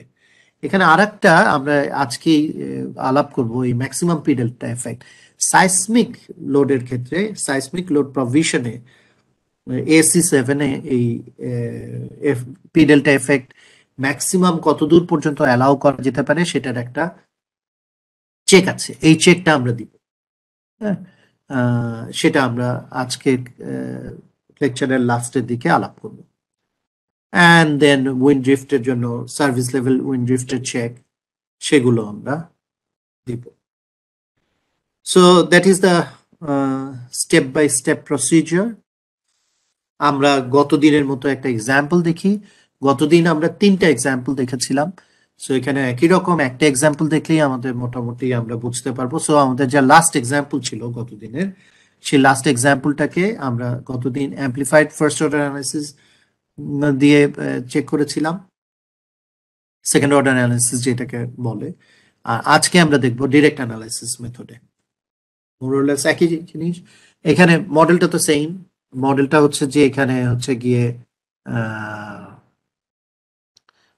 যেটা হচ্ছে 10x10, 10টা বে, 2 ডিরেকশনে একটা স্কোয়ার গ্রিড। এখানে আমাদের এক্স ডিরেকশনটা হচ্ছে ইস্ট ওয়েস্ট ডিরেকশন, ওয়াই ডিরেকশনটা হচ্ছে নর্থ সাউথ ডিরেকশন। এক্স ডিরেকশনে আমাদের ব্রেসিং দেওয়া আছে, ওয়াই ডিরেকশনে ব্রেসিং দেওয়া নাই। সো ওয়াই ডিরেকশনে আসলে এটা মোমেন্ট ফ্রেম, এক্স ডিরেকশনে এটা ব্রেস্ট ফ্রেম। তো আমরা যদি ওয়াই ডিরেকশনের বিহেভিয়ারটা দেখতে চাই, বিবি সেকশন দেখি, যদি আমরা এরকম একটা মোমেন্ট ফ্রেম যদি দেখি, এই যে মোমেন্ট ফ্রেম, এই মোমেন্ট ফ্রেমে শুধুমাত্র এন্ডের কানেকশন গুলো মোমেন্ট কানেকশন, বাকি সবগুলো হচ্ছে পিন কানেকশন। সো ভিতরের কলামগুলো ল্যাটারাল সোয়ে রেজিস্ট করতে পার্টিসিপেট করবে না, এগুলো লিনিং কলাম। আর শুধুমাত্র এন্ডের কলামগুলো ল্যাটারাল সোয়ে রেজিস্ট করতে পার্টিসিপেট করবে। সো আমাদের এইখানে যে 11টা কলাম আছে, এই পাশের যে 11টা কলাম, মোট 22 কলামস, এই 22টা কলাম আমাদের নর্থ সাউথ ডিরেকশনে যে সোয়ে হবে সেটা রেজিস্ট করতে পার্টিসিপেট করবে। আমরা যদি ব্রেস ফ্রেমটা দেখি, ব্রেস ফ্রেমটা এ সেকশনে, ব্রেস ফ্রেমের এখানে হচ্ছে যে আমাদের ব্রেসিং এভাবে দেওয়া রড দিয়ে, টেনশন রড দিয়ে। সো ব্রেস ফ্রেমেও আমাদের বেসিক্যালি এই ব্রেস ফ্রেমটা এবং এই ব্রেস ফ্রেমটা পার্টিসিপেট করবে two resist sow in the east west direction. এটা হচ্ছে যে কনফিগারেশনটা আমাদের প্রবলেম। নাও আমাদের আউট অফ প্লামনেস কতখানি আমরা অ্যালাউ করছি, ইন্টারস্টোরি ড্রিফটের কন্ট্রোল, এটা হচ্ছে ফ্যাক্টরড লোড কেসে। একটা এটা কোডের থেকে না, এটা হচ্ছে অ্যাডিশনাল। সে আমাদের গত দিনের মতোই লোড, আমাদের ম্যাটেরিয়াল প্রপার্টি গত দিনের মতো, আমাদের ইনিশিয়াল প্রিলিমিনারি ডিজাইন গত দিনের মতো। এখন হচ্ছে যে আমাদের প্রথমেই আমরা ফার্স্টে একটু চেক করে নিব লিমিটগুলোর চেক হচ্ছে গিয়ে আমাদের এই ফ্যাক্টর লোড কন্ডিশনে, সার্ভিসিবিলিটি লোড কন্ডিশনে, এটা হচ্ছে গিয়ে আমাদের এলআরএফডি সার্ভিসিবিলিটি লোড কন্ডিশন স্নো লোড সহ। তার জন্য আমাদের এই ড্রিফট এরকম পাওয়া যায়। সো আমাদের ড্রিফট কন্ট্রোলের মধ্যে থাকে, যার ফলে এখন আমরা নোশনাল লোড অ্যাপ্লাই করব। নোশনাল লোড কোথায় কোথায় অ্যাপ্লাই করব? নোশনাল লোড আমাদের এখন জাজমেন্টের ব্যাপার। আমরা ধরে নিচ্ছি যে আমাদের যে বিটা টুর যে লিমিট বা second order drift to first order drift ratio যেটা, সেই রেশিওটা আমাদের যে লিমিট আছে সেই লিমিটটা এক্সিড করবে। সো আমরা অ্যাডিটিভ ফর্মে নোশনাল লোডটা অ্যাপ্লাই করব, কিন্তু সব জায়গায় না। এখানে আমাদের ধরে নিচ্ছি আমাদের যে দুইটা ডিরেকশন, এই নর্থ সাউথের মোমেন্ট ফ্রেমগুলা নর্থ সাউথ ডিরেকশনের যে সোয়ে, সেটা সেই ড্রিফট লিমিটটা ক্রস করবে। কিন্তু ইস্ট ওয়েস্টে যেহেতু এটা ব্রেসড, আমরা ধরে নিচ্ছি ইস্ট ওয়েস্টে এই লিমিটটা ক্রস করবে না। সো ইস্ট ওয়েস্টের যে ল্যাটারাল লোডের জন্য যে কম্বিনেশনগুলো, সেখানে আর নোশনাল লোড আমরা অ্যাড করব না। কিন্তু নর্থ সাউথ ডিরেকশনে যে আমাদের ল্যাটারাল লোড, সেখানে আমরা নোশনাল লোড অ্যাড করব, ইন্ডিপেন্ডেন্টলি যেহেতু অ্যাপ্লাই করব। সো আমাদের এই গ্র্যাভিটি লোড কন্ডিশনগুলো ডেফিনেটলি আমরা নোশনাল লোড অ্যাড করব, এক্স ডিরেকশন, ওয়াই ডিরেকশন, এবং এক্স ডিরেকশন একদিকে একবার ডান দিকে একবার বাম দিকে, যেটা ডিস্টেবিলাইজিং এফেক্ট বেশি হয়। আবার এটাও গ্র্যাভিটি লোড, স্নো লোড সহ অ্যাপ্লাই করব। এইখানে হচ্ছে উইন্ড লোড, কিন্তু এক্স মানে হচ্ছে ইস্ট ওয়েস্ট ব্রেস ফ্রেমের ডিরেকশন, এখানে আর নোশনাল লোড আমরা অ্যাপ্লাই করছি না। এখানে ওয়াই ডিরেকশন, উইন্ডের Y direction, north south direction, moment frame direction, সেখানে আমরা নোশনাল লোড অ্যাপ্লাই করছি, and so on. Okay, so that is the concept. এবং আমাদের যেহেতু রিডিউস স্টিফনেসের একটা মডেল লাগবে, আমরা স্টিফনেস রিডাকশন করে নিচ্ছি, axial stiffness and flexural stiffness 20% reduce করলাম according to the AISC or BNBC আমরা করলাম। কিন্তু টাউ বি এখানে যেটা ফ্লেক্সুরাল স্টিফনেস ফার্দার রিডাকশনের জন্য ফ্যাক্টর, সেটাকে আমরা ধরে নিলাম 1। অর্থাৎ আমাদের অ্যাজাম্পশন হচ্ছে আমাদের যে PR by PY, required strength divided by yield capacity, এই রেশিওটা 0.5 এর চেয়ে কম থাকবে। রিকোয়ার্ড স্ট্রেংথ ইল্ড ক্যাপাসিটির 50% এর চেয়ে কম হবে। So that is the assumption. পরে আমরা দেখব যদি না হয় তাইলে আমাদের আবার চেঞ্জ করতে হবে। আর একটা উপায় ছিল যে আমি এই চেকটা দিবই না, আমি এই চেকটা না দিয়ে একবারেই আমি 0.002 YI এর বদলে 0.003 YI অ্যাপ্লাই করব। এক্সট্রা একটা 0.1% আমি আউট অফ প্লাম ধরে নিয়ে সেটার জন্য নোশনাল লোড অ্যাপ্লাই করব। সো আমরা ওইটার মধ্যে যাচ্ছি না, আমরা 0.002 YI থাকতে চাচ্ছি এবং এই চেকটা দিব। তো নোশনাল লোড প্রত্যেকটা কম্বিনেশনের জন্য নোশনাল লোড ক্যালকুলেট করতে হবে। সে একটা এক্সাম্পল, কম্বিনেশন 5 এর জন্য নোশনাল লোড যদি আমাদের টোটাল ডেড লোড যা, টোটাল স্নো লোড যা আসলো, কম্বিনেশন 5 এ হচ্ছে কি এই ধরনের 1.2 D প্লাস 1.6 S LRFD তে। সো আমাদের LRFD তে এই কম্বিনেশনে আমরা এই 0.002 ফ্যাক্টরটা অ্যাপ্লাই করে আমরা ওই কম্বিনেশনের জন্য যে নোশনাল লোড হবে সেই নোশনাল লোডটা বের করলাম এক্স ডিরেকশনে, অর্থাৎ নর্থ সাউথ মোমেন্ট ফ্রেমের ডিরেকশন। ও সরি, না এটা তো ইয়েতে ইস্ট ওয়েস্ট, কিন্তু কারণ হচ্ছে আমাদের এটা তো শুধুমাত্র গ্র্যাভিটি লোড কম্বিনেশন, এটা ল্যাটারাল লোড না। So this is the minimum lateral load, এটা আমাদের লাগবে। সো সিমিলারলি ওয়াই ডিরেকশনেও, নর্থ সাউথ ডিরেকশনেও আমরা একইভাবে ক্যালকুলেট করে আমরা নোশনাল লোড বের করব। আচ্ছা, সো এখন যদি আমরা দেখি যে তারপর রান দিব, রান দিয়ে আমাদের পিওয়াই এফেক্ট গুলা কনসিডার করে রান দিব, পি ডেল্টা এফেক্ট গুলো কনসিডার করে রান দিব। রান দেওয়ার পর আমরা যদি এখন দেখি east west direction and north south direction, east west ডিরেকশনে এই second order drift to first order drift এই রেশিওটা অল লেস দ্যান 1.7। সো আমাদের অ্যাজাম্পশন যেটা ছিল যে ইস্ট ওয়েস্ট ডিরেকশনে আমরা শুধুমাত্র গ্র্যাভিটি লোড কম্বিনেশনে আমরা অ্যাপ্লাই করব নোশনাল লোড, ল্যাটারাল লোড ডিরেকশনে কম্বিনেশনে আমরা নোশনাল লোড অ্যাপ্লাই করব না, that is valid. And north south ডিরেকশনে আমরা দেখতে পাচ্ছি এই রেশিওগুলো 1.7 কে এক্সিড করে গেছে। তার মানে আমাদের যে অ্যাজাম্পশন ছিল যে আমাদের নর্থ সাউথ ডিরেকশনে এটা এক্সিড করবে, এই জন্যই আমরা নোশনাল লোড আমরা নর্থ সাউথ ডিরেকশনে ল্যাটারাল লোডেও অ্যাড করে দিলাম। So that assumption is also valid. এটা যদি 1.7 এর কম আসতো তাহলে আমরা আবার ওই নোশনাল লোডগুলোকে বাদ দিয়ে আরো ইকোনমিক ভাবে আমরা ক্যালকুলেট করতে পারি, ডিজাইন করতে পারি।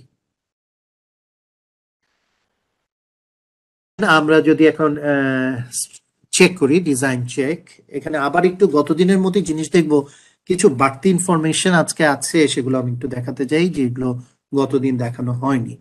সো আমাদের হচ্ছে এই মোমেন্ট ফ্রেমে আমরা যেটা হচ্ছে যে আমাদের ল্যাটারাল সোয়ে রেজিস্ট করবে যে কলাম দুই এন্ডের, সেই কলামগুলোকে বলছি C1 এর ডিজাইনটা দেখবো, B1 বিমের ডিজাইনটা দেখবো, এবং ব্রেস ফ্রেমের ক্ষেত্রে আমাদের ল্যাটারাল ফোর্সকে মেইনলি রেজিস্ট করবে ল্যাটারাল ব্রেসিং, এই ব্রেসিং এর আমরা ডিজাইনটা দেখবো, এবং আমাদের প্রিলিমিনারি আমাদের সেকশন যে চুজ করা হলো সেটার অর এই পারহ্যাপস এর মধ্যে কয়েকবার ট্রায়াল দিয়ে এটা ফাইনাল সিলেকশন, যেটাকে আমরা দেখব যে এটা চেকটা দেখব ফাইনাল সিলেকশনের।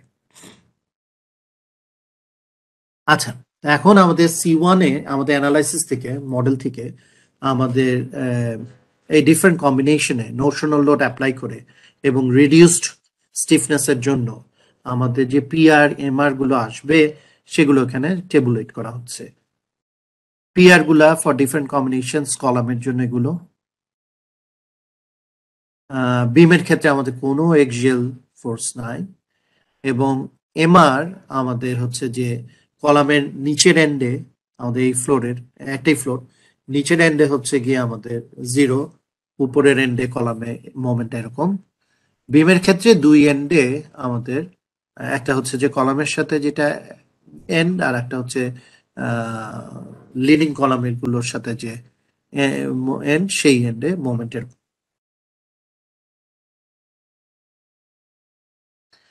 আচ্ছা, এখন হচ্ছে আমাদের আমরা দেখি যে আমাদের কলাম ডিজাইনে ম্যাক্সিমাম আমাদের ফোর্স আসছে, এক্সিয়াল ফোর্স আসছে এটা, এবং ম্যাক্সিমাম মোমেন্ট আসছে এটা। সো এটা দিয়ে আমাদের ডিজাইন করতে হবে। সো ম্যাক্সিমাম এই। এখন আমরা যখনই পিআর পেয়ে গেলাম, এখন আমাদের টাউবির চেকটা দিতে পারবো। টাউবি হচ্ছে গিয়ে PR divided by PY. PY is nothing but AFY, ইল্ডে যে গ্রস যে ক্যাপাসিটিটা। সো পিআর বাই পিওয়াই আমরা আমাদের এএফওয়াই যদি আমাদের এফওয়াই হচ্ছে 50, এরিয়া যা আমাদের সেকশনের এরিয়া এখানেই আছে, সেকশনের এরিয়া দিয়ে যদি মাল্টিপ্লাই করে পিআর দিয়ে ডিভাইড করি, we can see that this is less than 0.5। So আমাদের অ্যাজাম্পশন যেটা ছিল tau B equals 1, that is okay, চেকটা হয়ে গেল। এখন এটা আমাদের সিলেক্টেড সেকশন কলামের জন্য আমরা এআইএসসির যে ম্যানুয়াল, এআইসি ম্যানুয়ালের যে টেবিল 1.1, সেখান থেকে আমরা এইগুলো পাই। আমরা একটু পরে দেখব এটা টেবিলে কিভাবে আছে, এই সেকশনাল প্রপার্টি গুলো পাই। ওকে, এই সেকশনাল প্রপার্টি পাই। এখানে আর একটা আমাদের ইনফরমেশন লাগবে, এফেক্টিভ লেংথ। আমাদের ডিএমএ সহজ, effective length factor 1, so effective length is just the length of the column. Story height 30 feet, so 30 into 12 এত ইঞ্চেস। এখন আমাদের একটা ইনফরমেশন হচ্ছে যে আমাদের এই সেকশনটা বলা হচ্ছে কোনো কেসে আমাদের এই সেকশনের যে ওয়েব বা ফ্ল্যাঙ্ক এগুলো স্লেন্ডার হয়ে যায় ফর কম্প্রেশন। কোনো কেসে হয়ে যেতে পারে, কোনো কেসে নাও হতে পারে, but we have to consider this one as a slender section. যখন একটা সেকশনকে আমাদের স্লেন্ডার সেকশন হিসেবে কনসিডার করতে হয় তখন কিন্তু আমাদের ফর্মুলা চেঞ্জ হয়ে যায়। আমাদের ক্রিটিক্যাল ফোর্সের ডিফারেন্ট ফর্মুলা অ্যাপ্লাই করতে হয়। সো উইল সি যে কিভাবে এটা ডিফারেন্ট ফর্মুলা দিয়ে আমরা করব। আর একটা ইন্টারেস্টিং ব্যাপার, এই সেকশনটাই গতকালকে যখন আমরা ডিজাইন দেখছিলাম তখন কিন্তু এই মেজর এক্সিসের অ্যাবাউটে ফ্লেক্সার আর মাইনর এক্সিস অ্যাবাউটে ফ্লেক্সারের মধ্যে মেজর এক্সিসের অ্যাবাউটে ফ্লেক্সারটা গভর্ন করছিল। কেন? অলদো মেজর এক্সিসে তো আমাদের রেডিয়াস অফ জাইরেশন বেশি কম্পেয়ার টু মাইনর এক্সিস, তারপরেও এইটা গভর্ন করলো গতকালকে। ওয়াই? কারণ গতকালকে আমাদের এফেক্টিভ লেংথ ফ্যাক্টর আমরা পাচ্ছিলাম 7, সো 7 দিয়ে মাল্টিপ্লাইড হচ্ছিল মেজর এক্সিসের যে ফ্লেক্সার এফেক্টিভ স্লেন্ডারনেস রেশিওটা। আর আর এক্স যদিও আমাদের আর ওয়াই এর চেয়ে radius of gyration about major axis যদি আর ওয়াই এর চেয়ে বেশি ছিল তাও 7 টাইমস ছিল না, যার ফলে এই স্লেন্ডারনেস রেশিও মেজর এক্সিসে আমরা বেশি পাচ্ছিলাম। সো গতকালকে আমাদের ডিজাইন করতে হচ্ছিল একই সেকশন, আমাদের ডিজাইন করতে হচ্ছিল এই মেজর এক্সিসে অ্যাবাউট এ হায়ার স্লেন্ডারনেস রেশিওর জন্য। আজকে আমাদের যেহেতু K equal to 1 for all cases, so আজকে আমাদের নর্মালি যে মাইনর এক্সিস সেটা রেডিয়াস অফ জাইরেশন যেহেতু কম, সো মাইনর এক্সিসে আমাদের স্লেন্ডারনেস রেশিও বেশি, সেটা কন্ট্রোল করবে, গভর্ন করবে আমাদের ডিজাইনটা। সো মাইনর এক্সিসে আমাদের যে রেডিয়াস অফ জাইরেশন যেটা সেটা এবং আমাদের এফেক্টিভ লেংথ যেটা আমরা পাচ্ছি সেখান থেকে আমরা স্লেন্ডারনেস রেশিও পাচ্ছি। সো আচ্ছা, এখন আমরা দেখি, রাইট, ভুল বললাম, এখনই আমি দেখতে পাবো যে এই প্যারামিটার গুলো কোত্থেকে আসে। আপনারা যারা ডিজাইন করেন সবাই এটা জানেন, আমি জাস্ট যারা নতুন স্টিলের ডিজাইন করতে চাচ্ছেন, ক্লাসরুমেও দেখানো হয় তবু আবার দেখাচ্ছি। তো এইটা হচ্ছে টেবিল 1.1 এর থেকে একটা এক্সার্পট এআইসি ম্যানুয়ালের। তো এখানে শেপগুলো ডাব্লিউ সেকশন, আমাদের depth 24 inches, W24, different unit ওয়েটের জন্য আমাদের যে সেকশনটা W24 117, সো সেই সেকশনটা হচ্ছে এইটা W24 117। এটার এরিয়া কত, ডেপথ কত, all sectional properties are given here. হ্যাঁ, সো এখানে দেওয়া আছে। তো এখানে আমরা এরিয়া পাচ্ছি। এই পেজে কিন্তু আমরা আর ওয়াইটা পাবো না, আর ওয়াই অন্য পেজে পাবো, কিন্তু এইচ, টিডব্লিউ, টিএফ, বিএফ এগুলো সব এইখানে পাবো। হ্যাঁ, তো এখানে আমাদের যেটা এখন দেখাতে চাচ্ছি, আমরা যে এখানে ধরে নিচ্ছি এই এই সেকশনটাকে স্লেন্ডার সেকশন হিসেবে ট্রিট করতে হবে, এরপরে দেখবো কিভাবে ট্রিট করব। সেই ইনফরমেশনটা কোথায় পাই? সেই ইনফরমেশনটা এই টেবিলে এই যে সেকশনটার উপরে ছোট্ট করে একটা সুপারস্ক্রিপ্টে লেখা সি। এই সি মিন করে this shape is slender for compression with FI equals 50 KSI. 50 KSI আমাদের ম্যাটেরিয়াল স্ট্রেংথ, সেইটার জন্য এই সেকশনটা কোনো কেসে স্লেন্ডার সেকশনের মতো বিহেভ করে। এর যে H/TW slenderness ratio of web or BF/2TF slenderness ratio of flange, সেগুলো অনেক ক্ষেত্রে স্লেন্ডার হয়ে যায় কম্প্রেশনে। So this is important, this superscript. So আমাদের সবসময় খেয়াল রাখতে হবে যদি আমাদের সিলেক্টেড সেকশনের উপর এরকম একটা সি থাকে তখন আমাদের এটাকে স্লেন্ডার সেকশন হিসাবে ট্রিট করতে হবে। ওকে, আচ্ছা, আর একটা হচ্ছে তাহলে বললাম যে আর ওয়াই এখানে নাই, রেডিয়াস অফ জাইরেশন এখানে নাই। ঠিক অপোজিট পেজে মানে অপোজিট লিফেই এই ফ্লেক্সার রিলেটেড ইনফরমেশন গুলো আছে। এখানে এই যে H/TW আছে, BF/2TF যেমন আছে, তেমনি এই 117 আমাদের যে W24 117 তার জন্য radius of gyration, minor axis, major এক্সিসের রেডিয়াস অফ জাইরেশন, মাইনর এক্সিসের রেডিয়াস অফ জাইরেশন, দেওয়া আছে। সো আমরা এই টেবিল 1.1-এ আমাদের সেকশনের প্রপার্টি যে জায়গায় দেওয়া আছে ঠিক তার অপোজিট পেজেই তার ফ্লেক্সারাল প্রপার্টি গুলো দেওয়া আছে। ওকে, হ্যাঁ, এখন আমরা এটাকে স্ল্যান্ডার সেকশন হিসেবে ডিজাইন করতে গেলে কি দরকার? BNBC section 10.5.7, that is part 6 chapter 10 এর 10.5.7, এখানে মেম্বার্স উইথ স্ল্যান্ডার এলিমেন্টস সেই ডিজাইনের ফর্মুলা দেওয়া আছে। ফর্মুলা আর কিছুই না, ভেরি সিম্পল, একই ফর্মুলা, শুধুমাত্র এখানে নতুন একটা প্যারামিটার কিউ কিউ দেওয়া আছে। আমাদের ফর্মুলাতেও, এফ ক্রিটিক্যালের ফর্মুলাতেও কিউ আছে, এবং আমাদের যে স্ট্যান্ডার্ডনেস চেক যে করব সেখানেও আমাদের এখানে একটা কিউ আছে। এই কিউটা আমাদের প্রথমে বের করতে হয়। দ্যাট কিউ, এটা হচ্ছে দুইটা স্ল্যান্ডারনেস, একটা হচ্ছে যে ফ্ল্যাঞ্জের স্ল্যান্ডারনেস আর একটা হচ্ছে ওয়েবের স্ল্যান্ডারনেস। এই দুইটার কম্বাইন্ড স্ল্যান্ডারনেসের এফেক্ট এই কিউ এর মধ্যে। তো আমরা যদি দেখি এটার অনেকগুলো ক্রাইটেরিয়া, তার মধ্যে আমরা যদি ফ্ল্যাঞ্জের স্ল্যান্ডারনেস ক্রাইটেরিয়া যেটা কিউএস সেটা দেখি, সেটা হচ্ছে যে এটা কত ফ্ল্যাঞ্জের স্ল্যান্ডারনেসটা বি/টি কত তার মধ্যে উপর ডিপেন্ড করবে। সো বি/টি আমাদের যদি এই এত কম হয় তখন কিউএস 1 এভাবে দেখতে হবে, আমাদের চেক করতে হবে।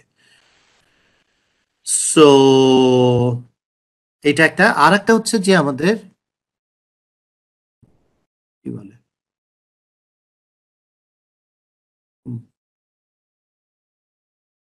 কিউএ, তাই না? QA not B/T, QA is related to H/TW। এখানে আমার একটু দেখতে হবে, let's check the next page। এখানে আমি correctly নিয়ে আসছি কিনা I'm not sure। QA আসলে H একটা, QA কি 1.49, হ্যাঁ ঠিকই আছে, কিন্তু এখানে something is wrong, এটা H/TW এর চেক, এটা not B/T। B/T চেক হচ্ছে QS এ, এখানে একটু হয়তো wrong information, sorry for that, correct করে দিব। আচ্ছা, যেটা হচ্ছে এখানে হচ্ছে গিয়ে কিউ এর চেকটা হচ্ছে গিয়ে ওয়েবে H/TW। H/TW যদি এই লিমিটের মধ্যে লিমিটের চেয়ে বেশি হয় তখন আমার কিউ এর ভ্যালু থাকে, এই লিমিটের চেয়ে যদি কম থাকে তাহলে কিউ ইজ 1। এই কেসে, এই প্রবলেমে, এই সেকশনের জন্য যদি আমরা ক্যালকুলেট করি তাহলে আমরা দেখব H/TW is less than this limit, so QA is equal to 1। QS similarly BF by twice TF, এটা দিয়ে যদি আমরা কম্পেয়ার করি তাইলে আমরা দেখব still this is less than the limit, so even QS is equal to 1। আমাদের এই প্রবলেমের ক্ষেত্রে QS and QA আমাদের হচ্ছে গিয়ে আমাদের স্ল্যান্ডারনেস এফেক্টটা এই কেসে আমাদের নাই। অন্যরকম সিচুয়েশনে অনেকগুলো ক্রাইটেরিয়া দেওয়া আছে স্ল্যান্ডার এলিমেন্টের জন্য, বিভিন্ন কেসে বিভিন্ন রকম। সো এই কেসে আমাদের স্ল্যান্ডারনেস এফেক্টটা নাই, so will go with the normal formula. আমরা এফই বের করব, এফই বের করে আমরা দেখবো এফই হচ্ছে গিয়ে 0.44 এফআই এর মধ্যে কিনা, বা FY by FE is if it is greater than 2.25, আমরা আমরা এফ এর সাথে কম্পেয়ার করব। আমাদের দুইটা ফর্মুলা, ইফ ইউ রিমেম্বার, আমাদের একটু আগে দেখালাম যে দুইটা ফর্মুলা, এখানে এটা একটা ফর্মুলা, এটা একটা ফর্মুলা। আমাদের এই কেসে পড়ছে আমাদের স্ল্যান্ডারনেস রেশিওটা হাই, সো আমাদের নিব 0.877 অফ এফই হচ্ছে আমাদের ক্যাপাসিটি। সো আমরা পিএন নমিনাল ক্যাপাসিটি পেয়ে যাচ্ছি যে F critical multiplied by gross cross section, সেখান থেকে পাচ্ছি, এবং সেটাকে 5 ফ্যাক্টর কম্প্রেশনের জন্য 0.9 সেটা দিয়ে মাল্টিপ্লাই করলাম এলআরএফডি তে, মাল্টিপ্লাই করে আমরা এটাই পেয়ে যাচ্ছি যে this is the capacity, and that capacity is greater than the PR আমরা রিকোয়ার্ড স্ট্রেংথ যেটা, সেটার চেয়ে বেশি, so the design is okay. But আমাদের এই পিআর ডিভাইডেড বাই ক্যাপাসিটি এই চেকটা আমাদের পরে দিতে হবে। ওটা আমরা আগে দিচ্ছি পিআর বাই পি ওয়াই। আচ্ছা, এখন এটা কিসে, এখন ফ্লেক্সারের জন্য চেক।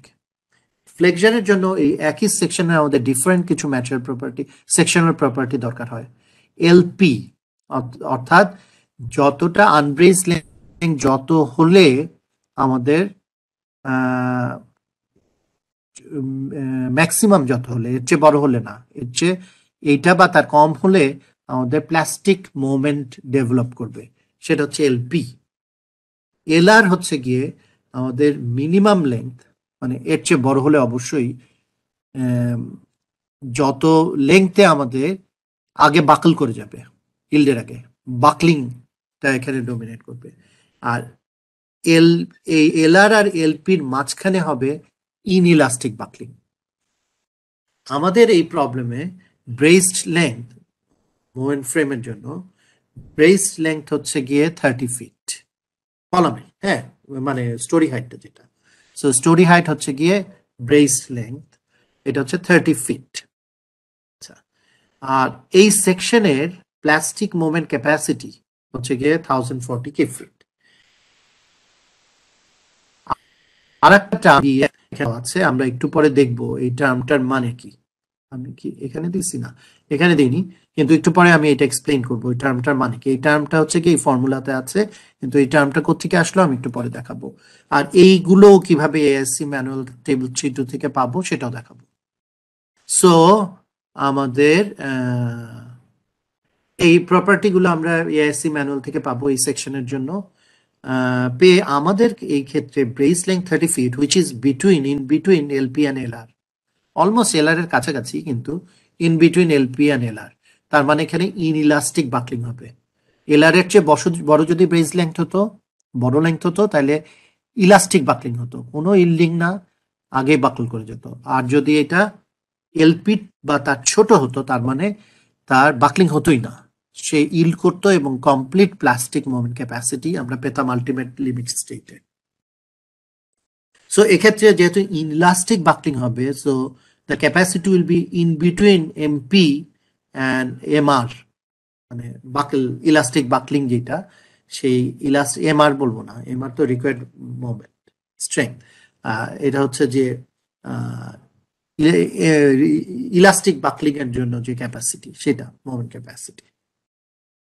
তো এই দুইটার মাঝামাঝি হবে। হ্যাঁ, এখন এই মাঝামাঝিটা হচ্ছে যে এইটা হচ্ছে ইন্টারপোলেশন, লিনিয়ার ইন্টারপোলেশন ফর্মুলা, কি আমাদের প্লাস্টিক মুভমেন্টের চেয়ে কিছু কম হবে, তো কত কম হবে এটা ডিপেন্ড করবে এলপি আর এলআর এর মধ্যে এলবিটা কোথায়, এটা লিনিয়ার ইন্টারপোলেশন। সো এই ফর্মুলা অ্যাপ্লাই করে সিবিতে হচ্ছে গিয়ে আমাদের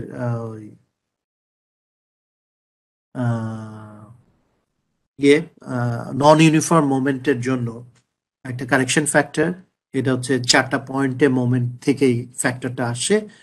এটা for linear case we can calculate 1.67। হ্যাঁ, তো এই ফর্মুলা বসালে পরে আমরা দেখতে পাচ্ছি আমাদের এই কেসে এটা আসতেছে 1180 কিউব ফিট এর মোমেন্ট ক্যাপাসিটি, অ্যান্ড সেইটা হুইচ ইজ গ্রেটার দ্যান আমাদের সেকশনের যে এমপি প্লাস্টিক মোমেন্ট ক্যাপাসিটি, এটা তো হতে পারে না। Plastic moment is the highest moment that can be sustained by the section. So আমাদের সেকশনের যে ক্যাপাসিটি 1040, এটাই হচ্ছে আমাদের ক্যাপাসিটি হবে এই কেসে কলামের, সেটা এখানে বলা,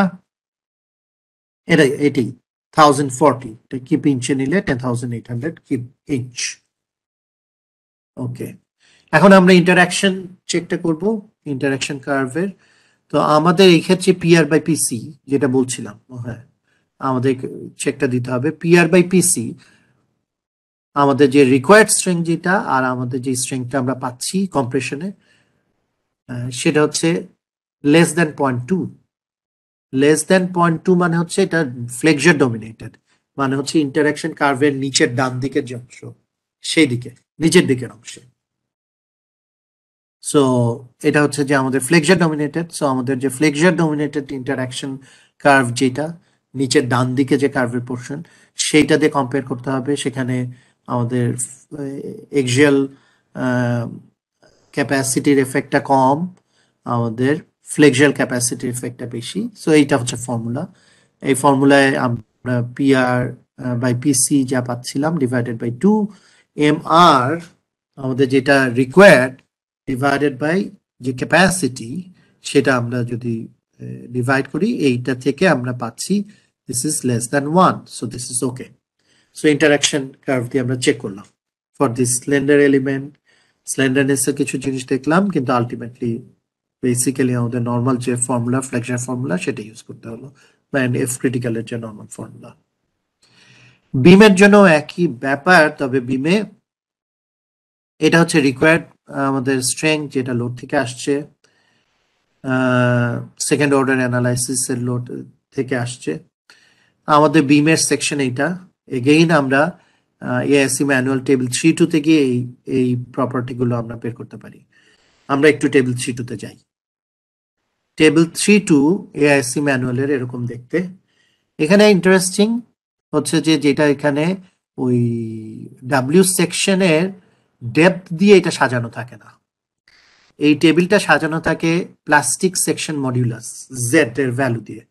জেড এর ভ্যালু বেশি থেকে কম।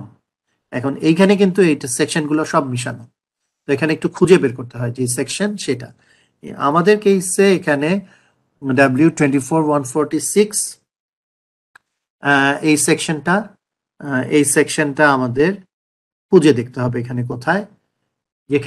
সেখানে আমাদের যেই প্রপার্টিগুলো লাগবে, যেমন তার প্লাস্টিক মোমেন্ট ক্যাপাসিটি পাচ্ছি, এই যে বললাম এলপি, এলআর, এগুলো সব এখানে এই টেবিল থেকে পাওয়া যায়। একটা জিনিস আমি তখন স্কিপ করে গিয়েছিলাম, আমি বলছিলাম যে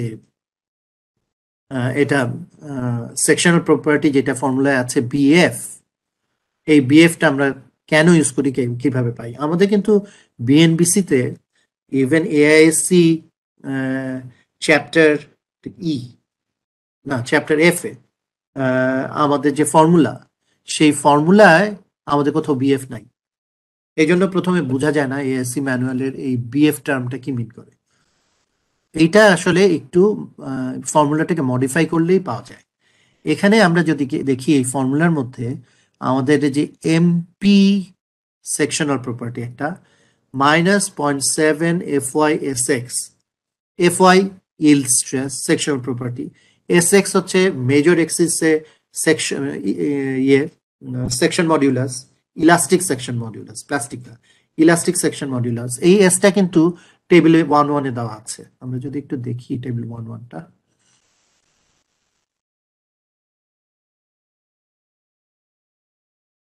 অনেক দূরে।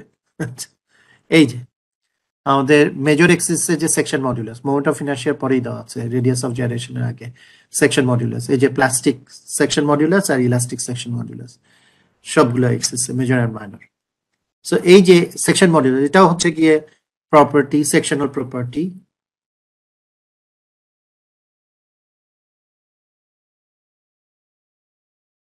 সো এখানে আমরা আছি, এই টার্মটার সবগুলো প্যারামিটারই হচ্ছে সেকশনাল প্রপার্টি, যেগুলো আমরা আলাদা আলাদা ভাবে চার্ট থেকে পাই। আর এটা তো ম্যাচার প্রপার্টি।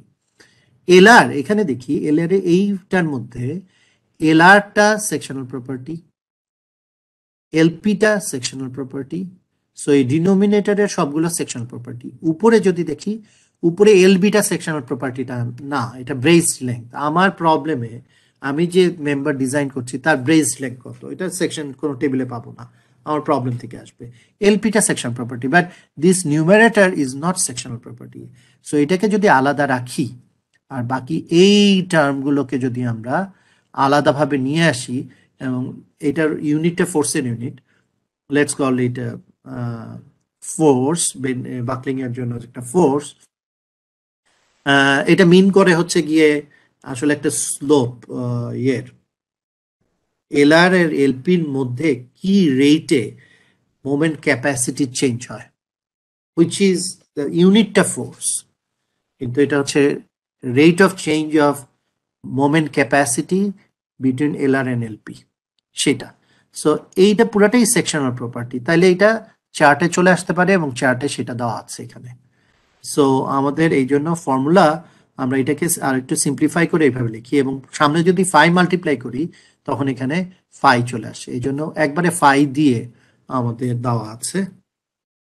এই টার্মটা আমরা এখান থেকে পেয়ে যাই এএসসি ম্যানুয়াল 3 টেবিল 3.2 থেকে। তো সরাসরি এইটা আমরা প্লাগ ইন করে দিতে পারি আমাদের ক্যালকুলেশনে। তো সেটা এখানে হচ্ছে ওই প্যারামিটারটাও আমরা ইয়ে থেকে পাবো। এই কেসে দরকার হচ্ছে না বিমের ক্ষেত্রে, কলামের ক্ষেত্রে দরকার ছিল। বিমের ক্ষেত্রে আমাদের এলবিটা এত ছোট পার্লিনের জন্য, পার্লিন একটা সাপোর্ট দিচ্ছে, তো পার্লিনের জন্য আমাদের এলবি ব্রেস লেংথ এত ছোট সেটা এলপির চেয়েও কম। সো ফুল প্লাস্টিক মুভমেন্ট সে ডেভেলপ করতে পারবে। সো প্লাস্টিক মুভমেন্ট ক্যাপাসিটি আমাদের চার্ট থেকে পাচ্ছি 1570। So that is the capacity of beam. So এখান থেকে আমরা পাচ্ছি আমাদের রিকোয়ার্ড স্ট্রেংথ এত, আমরা স্ট্রেংথ পাচ্ছি এত। সো ওকে,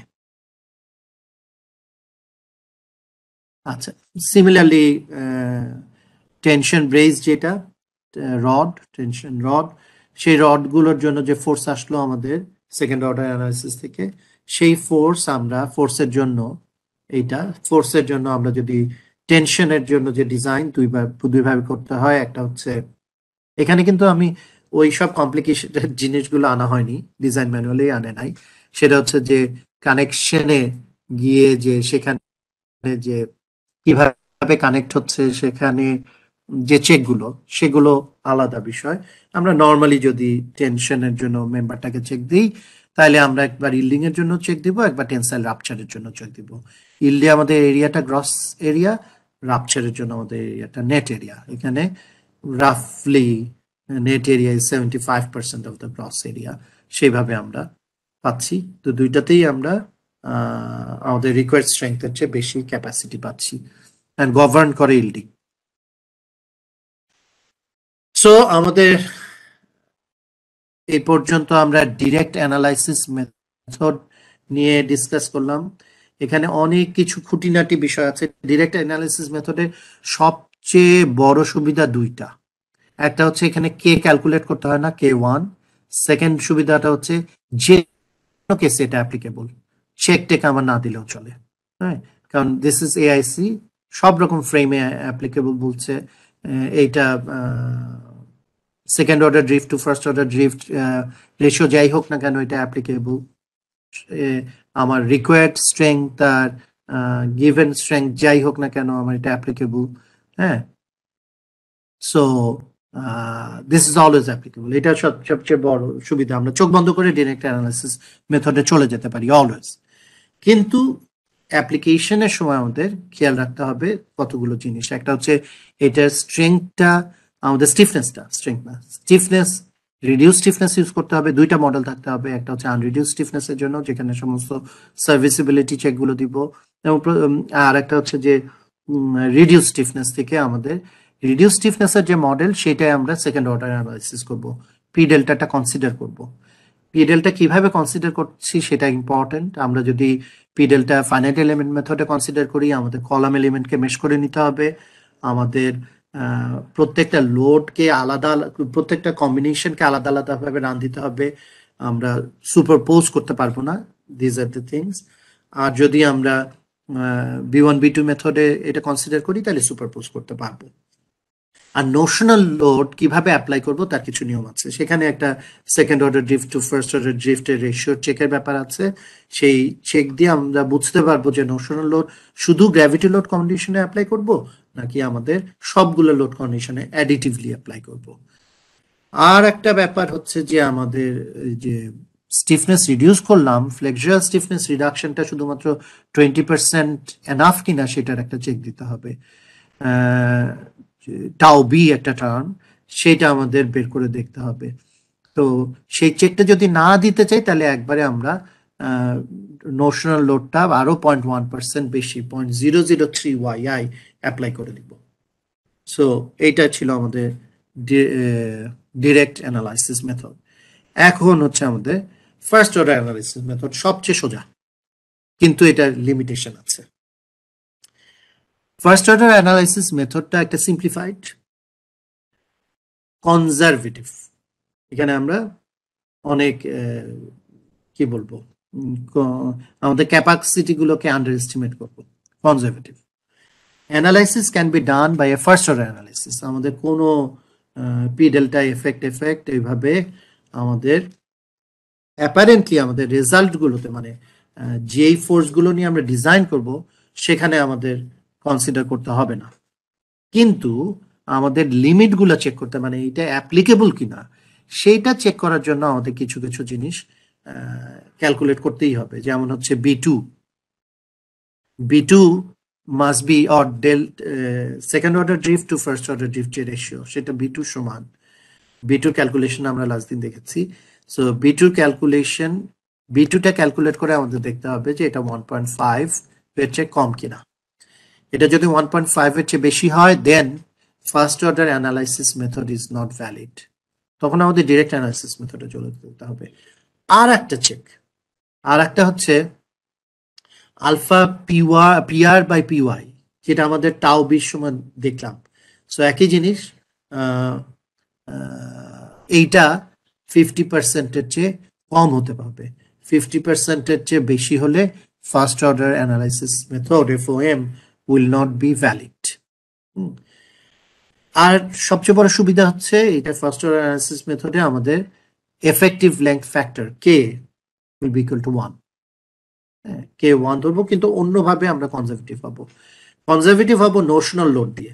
এখানেই সবচেয়ে ইন্টারেস্টিং আমাদের, you have to remember this, first order analysis মেথডেও নোশনাল লোড অ্যাপ্লাই করতে হবে। ইনফ্যাক্ট নোশনাল লোড বেশি অ্যাপ্লাই করতে হবে। সো রিমেম্বার দিস, আমাদের অনেকেরই একটা মিসকনসেপশন যে আমাদের এই যে লিমিটগুলো যদি স্যাটিসফাই করে আমরা ফার্স্ট অর্ডার অ্যানালিসিস মেথডে চলে যেতে পারি। তার মানে হচ্ছে আমি কিছুই দেখবো না, আমরা নর্মালি কনভেনশনালি যেভাবে অ্যানালিসিস করি সেভাবে অ্যানালিসিস করব। That is wrong. গতকাল থেকে আমি প্রথম থেকে যে কথাটা বলছি, stability design is not optional, stability analysis is not optional, you have to consider stability. Stability consider করতে গেলে আমরা ফার্স্ট অর্ডার অ্যানালাইসিস মেথডেও করতে পারি, সেকেন্ড অর্ডার অ্যানালাইসিস মেথডে করতে পারি, ডিরেক্ট অ্যানালাইসিস মেথডে করতে পারি, অ্যান্ড ইনইলাস্টিক অ্যানালাইসিস মেথডে করতে পারি। তো যখন কোনটা কোথায় অ্যাপ্লিকেবল সেটাই যে এই ফ্যাক্টরগুলো দিয়ে আমরা বের করব। কিন্তু অল কেসেস, মানে first order analysis, second order analysis and direct analysis method, সবগুলো কেসেই আমাদের নোশনাল লোড অ্যাপ্লাই করতে হবে। যদি না আমি একদম ইয়েটা মডেল করি, out of plumb, out of straightness, এগুলো আমি মডেলে নিয়ে আসি আমার কম্পিউটার মডেলে। যদি না তা করি, আমাদের নোশনাল লোড অ্যাপ্লাই করতেই হবে। মানে সবসময় আমাদের নোশনাল লোড ইউজুয়ালি আমরা অ্যাপ্লাই করতে হয়। অ্যান্ড ফার্স্ট অর্ডার অ্যানালাইসিস মেথডে আরো বেশি, কারণ এখানে আমরা কনজারভেটিভ, আমরা পি ডেল্টা এফেক্ট ওইভাবে কনসিডার করছি না, আমরা নোশনাল লোড দিয়ে সবকিছু এফেক্ট কনসিডার করব। ওকে, সো এখানে নোশনাল লোডের ফর্মুলা আলাদা, এখানে 0.002 YI না, এখানে নোশনাল লোড বরং 0.0042 YI, এর চেয়ে বেশি হতে হবে। LRFD কেসে আলফা 1, ASD কেসে আলফা 1.6। এখানে একটা ব্যাপার আছে, আমাদের direct analysis method and second order analysis মেথডে আমাদের সবকিছু আলটিমেট লিমিট স্টেটে হিসাবটা করা হচ্ছিল জন্য আমাদের ASD লোড কম্বিনেশন গুলোকে 1.6 দিয়ে মাল্টিপ্লাই করা হচ্ছিল। এই ক্ষেত্রে কিন্তু তা না, এই ক্ষেত্রে LRFD ASD কেসে আমরা যেহেতু ফার্স্ট অর্ডার অ্যানালাইসিস করব, আমাদের ASD কেসে লোড ফ্যাক্টর, লোড কম্বিনেশন গুলোকে 1.6 দিয়ে মাল্টিপ্লাই করব না। ওকে, সো আমাদের এই যে ফ্যাক্টরটা LRFD-র জন্য বের করা 1.0042 YI, LRFD-তে তো YI হচ্ছে গিয়ে ফ্যাক্টরড, সো এই ফ্যাক্টরটা LRFD-র জন্য। ASD-তে যেহেতু এটা LRFD-র ফ্যাক্টর, ASD-তে এই লিমিটটা আমাদের 1.6 দিয়ে ডিভাইড করে নিতে হবে। কারণ হচ্ছে ASD-তে YI হচ্ছে গিয়ে আনফ্যাক্টরড ওয়াইআই, মানে হচ্ছে যে এলআরএফডির ওয়াইআই না। হ্যাঁ, সিমিলারলি এখানে আমাদের এই ক্যালকুলেশনে ডেল্টা হচ্ছে যে আমাদের ডিজাইনের যে maximum first order drift ratio যেটা হবে সবগুলো স্টোরিতে কম্পেয়ার করে, এইটা drift ratio delta by L সেটা থেকে আসবে, সেটা থেকে। এবং ওয়াইআইটা আমাদের এলআরএফডি তে ফ্যাক্টরড, এএসডি তে এএসডির কম্বিনেশন থেকে আসবে, সেখান থেকে আমাদের নোশনাল লোড আসবে। বাট ইন জেনারেল অলমোস্ট আমরা ডিরেক্ট অ্যানালাইসিস মেথড বা সেকেন্ড অর্ডার অ্যানালাইসিস মেথডে যেটা কনসিডার করি তার double notional load first order অ্যানালাইসিসে অ্যাপ্লাই করতে হবে। This is a must. আমি কোনো নোশনাল লোড না দিয়ে আমি ফার্স্ট অর্ডার অ্যানালাইসিস করলাম, দ্যাট ইজ নট কারেক্ট। কোনো স্টিল স্ট্রাকচার ডিজাইন এটা হতে পারবে না। Okay, so notional load should be always compulsory in steel structure design, মানে এটা প্র্যাকটিসে নিয়ে আসতে হবে। ওকে, সো আমরা যদি একটু কম্পেয়ার করি এই তিনটা method, direct analysis method, effective length method হচ্ছে second order analysis method, and first order analysis method simplified, এটাকে এফওএম বলছে AIC. So DM, ELM and FOM. আচ্ছা, এইটা এআইসি স্পেসিফিকেশনে ডিরেক্ট অ্যানালাইসিস মেথড অ্যাপেন্ডিক্স 7 এ ডেসক্রাইব করা আছে, ইএলএম চ্যাপ্টার সি তে ডেসক্রাইব করা আছে, এবং এফওএম ও চ্যাপ্টার সি তে ডেসক্রাইব করা আছে। বিএনবিসি তে এই তিনটা মেথড সম্বন্ধেই বলা আছে পার্ট 6 চ্যাপ্টার 10 এর সেকশন 10.3.2.1 এ। ওকে, আচ্ছা, এখন আমরা যদি কম্পেয়ার করি কখন অ্যাপ্লাই করতে পারবো কোনটা, ডিরেক্ট অ্যানালাইসিস মেথডের কোনো লিমিটেশন নাই, this is always applicable in all cases, most general. ELM effective length method আমরা অ্যাপ্লাই করতে পারবো যদি শুধুমাত্র আমাদের second order drift to first order drift ratio, in other words B2 1.5 এর চেয়ে কম হয়।